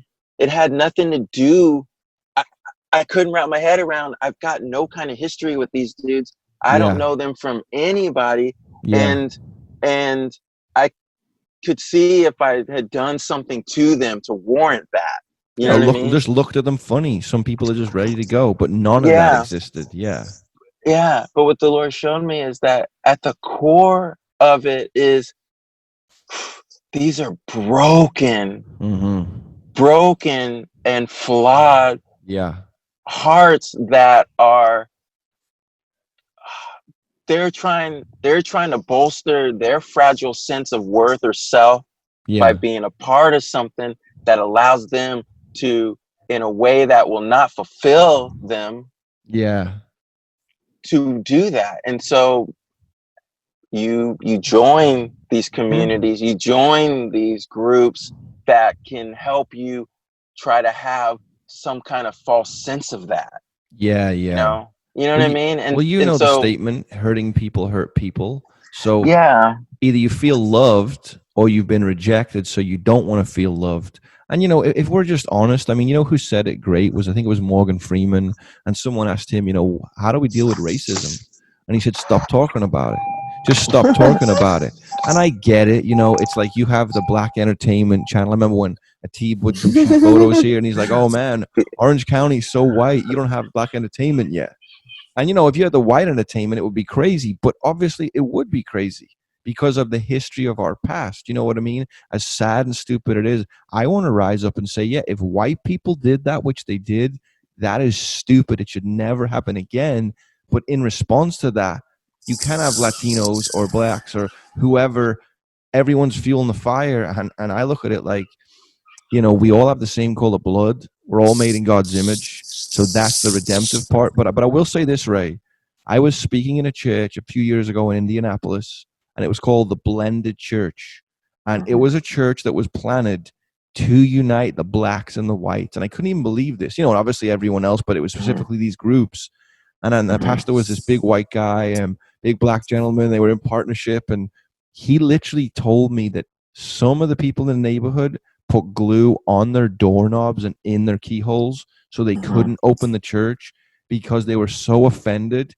And this is probably like 6 or 7 years ago. They didn't want these communities. And I was thinking, and it's funny, he was about 60 and his skin was so good. And I'd never heard this before. And it's funny. And it was his birthday. And I was like, how old are you? He was like, I'm 62. And I was like, what? And he goes, yeah, bro, black don't crack. And I'd never heard it. And I started laughing. I'm like, here's me, the English guy. We laugh so much, you just get wrinkled up at like 40. But Ray, why doesn't black crack? Why is that? And then I'm preaching in the church and all the ladies in the front are shaking their hankies and I was getting my preach on, So I'm making light of it in a sense, but it's true. Yeah. Yeah. So. I mean, I guess, it's just very interesting when you peel back. When you look behind all of the hatred and everything, it really boils down to one thing. And it's crazy because it's that one thing that is really the culprit behind our lack of peace. It's pride, and that's the one thing that I'm very grateful that the Lord, when it says whom the Son has set free is free indeed, I'm very grateful for the ability that he's given us to be able to battle against that pride, and it's that pride that keeps us from him, and it's such an order of things. It's like when you do things from the wrong order, then there's just no there's nothing good really comes from it. It's still functioning from a broken and flawed place. And that's why I'm kind of more trying to peel it back to what's at the root of it, what perpetuates it, what keeps it moving forward. You know what I mean? Because what the Lord showed me was that the hatred that I dealt with from their hatred was from the same place. That still came from pride. Yeah. You know what I mean? It's true. I am the black guy being chased. What are you doing to me? And you're right. But then the victim could be a retaliation. If I was there, would I have been like, I'm going to go out and fight one of these guys? What are you doing? I'm already thinking like, dude, like, I know these cats that could beat these dudes down, you know? And would like to do it based on that kind of racist, what they're doing is wrong. So yeah, but and that's that whole thing. It's like what really gets accomplished with any of it at the end of the day? You know what I mean? What do you sit back satisfied from? I know whenever I've been in a fight, it's the horriblest feeling later, even if it's justified and someone's attacking someone. It's adrenaline, and I know we've gone for a while, but I want to do this. We've unpacked so much. I think you guys will have had more of Ray's heart and the work the Lord has done in him. But Ray, I mean, you're this musician that you just did a whole van series. You made the music for them, and you travel a lot. Not right now, obviously, but you're the father, a husband, and just an all-around awesome guy. As far as you know, we've all got our flaws, but the Lord has got a hold of your heart. So what kind of closing thought would you give to people, and then maybe lead us just into prayer?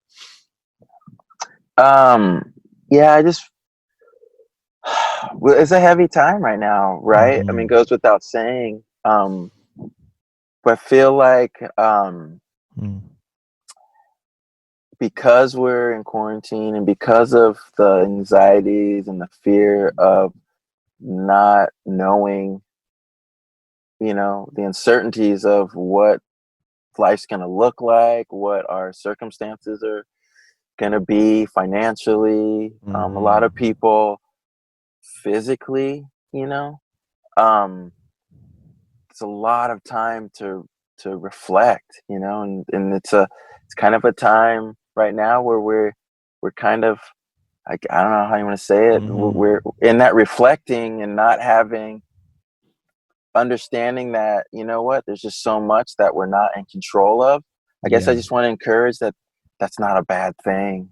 It's not a bad thing to come to that realization that, I'm not in control. Like, I have no answer for this. And a lot of people are in that, feeling that way right now. You're just forced to, and I just want to encourage that, like contemplate a lot right now, like contemplate and think about your values and right now, usually in a crisis, that's a time of where you come to the reality of what you hope in, or what you boast in, or where you find your strength. You know what I mean? And I'm just saying, like, if you're looking for that, like, where do I find my strength? Like, I'm just saying that the Lord's there. He's Jesus on the cross is saying that this is an open door to everybody. Like, I'm desiring to show you that I am your strength. I am your great reward. I'm with you. I'm for you. And so, I guess I'm just encouraging, like, during this time, like, to think about those things and I think it's important. I think, I've heard somebody say that the most important thing about you is your idea of God,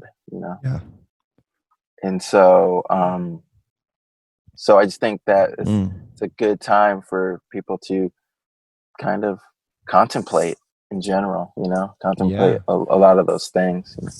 Amen. Well, guys listening, if I was 22 and on top of my skate career and just heard this, I'd be thinking, okay, these guys are believers. What does this mean? They've had these long careers and here's where their drive is. But Ray covered a lot of stuff, the ups, the downs, the success, the identity.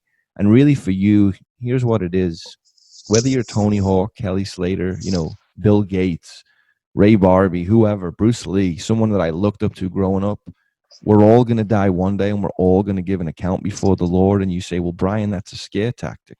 Well, it's the Lord using people like myself or Ray or what you see in this world and to reach out to you and let you know, death is an evidence of the fallen state of this world. But what God did was he sent his son. You've heard it throughout. And right now, what's amazing and what I love about this whole thing is you're not defined by your music or your skating or your fitness or your wealth. That's all gone the moment you die. So we're just playing with sand, really. It's all dirt anyway. We put value on diamonds for whatever reason. I say it so often, but Michael Jordan's a billionaire because throwing around a ball filled with oxygen became relevant. You know what I mean? We have careers because skateboards are fun and took off. But at the end of the day, regardless of your name, your race, color, whatever issues, we've all got them. Do you know the Creator? Do you know what he did? Because he proved his love for you. And this is what Ray is saying when he says God wants what's best for you. What's best for you is that you leave this life forgiven in Christ. So when you stand before God, he sees Jesus' work. He doesn't see you and your sin nature and your fallenness, and you're now guilty. What God did was he paid the price on the cross through his son, that whoever believes, whoever repents of their sin and says, God, I need help. I've sinned against you, against heaven. What will become of me? And then you consider Christ. So with that, some of you are going to return to the word of God, the Bible. Some of you were reminded today of your grandma or your parents' faith. Some of you maybe heard this for the same time and are going to message me or Ray with some challenging questions. And amen. I want to use all this for that reason. So I don't doubt that Ray will be on again soon. We'll jump into it. But Ray, would you just pray us out and just thanks for your time. I appreciate it so much. So. Oh man, thanks for having me on, Brian. Of course. Thanks for doing this, man. Big blessing. I love listening to the podcast and hearing everybody's heart and just what the Lord is doing. And so, yeah, thank you, man. Appreciate that. Lord, we come before you, Father, and I just thank you, Lord, just for this opportunity, Lord, just to talk with Brian and Lord, just for us to share our hearts, Lord, and in that for you to be honored, Lord, and glorified, Lord, and just want you to be made to look great in our lives, Lord. And I thank you, Father, just for the friends you've given us, these opportunities, Lord, and I just simply pray, Lord, that you just those who listen to this and who hear about us telling of what you've done in our lives, Lord, just pray that you would tug on their hearts, Lord. Lord. Give them ears to hear and eyes to see and a heart to understand, Lord, just how much you love them and why you sent your son, Lord, to die on the cross so that we would be with you, Father. And so just touch hearts, Lord, and draw them to you, Father. And so just simply pray that, Father. Thank you that that you're on your heavenly throne, Lord. I thank you that you're in control of all things, Lord, and nothing is a surprise to you, Father. So I just thank you that we can trust you, Lord, in this uncertainty, Lord. I thank you that we can trust and have hope and joy during this time, Father, of not knowing what's going to happen, Father. But I thank you that you know what's going to happen, Lord, and I just thank you so much for the privilege that we have to share you, Lord, and what you've done in our lives. And so I pray all these things in your son's precious name, Lord. Amen. Amen. And guys, when we say, oh man, all that means is so be it. We're in agreement with God in heaven. We're asking these prayers through Jesus, the priest. The Holy Spirit's inside of us, and he's a witness to us that we're his. And we hope you understand that journey, begin that journey through what Jesus did. And here's the reason why is because this foolishness exists to give God glory, this podcast, because 1 Corinthians 1:18 says the message of the cross is foolishness to those that are perishing, but to us who are being saved, it's the power of God. This is Brian Sumner and Ray Barbee. You can find out more about what I'm doing at briansumner.net, which is not only traveling, a lot of ministry. The focus is missions, marriages, ministry, evangelism, encouraging couples, just doing what I'm doing. And Ray, finally, how do people get a hold of you? What's the best way? Probably just r.barbie, on Instagram. Okay. Yeah. So yeah, at r.barbie. So guys, go over, say what's up to Ray, tag him in some stuff. I know I'm getting updates daily from the Jamie Thomas episode, encouraging people. And that's the goal. to get this out. So like it, share it, comment. I know it sounds corny, but there's so much junk out there. There's so much just chaos out there that we want to shine the light. So for myself and from Ray, God bless you all. Thanks again. Yeah, thank you. Thank you.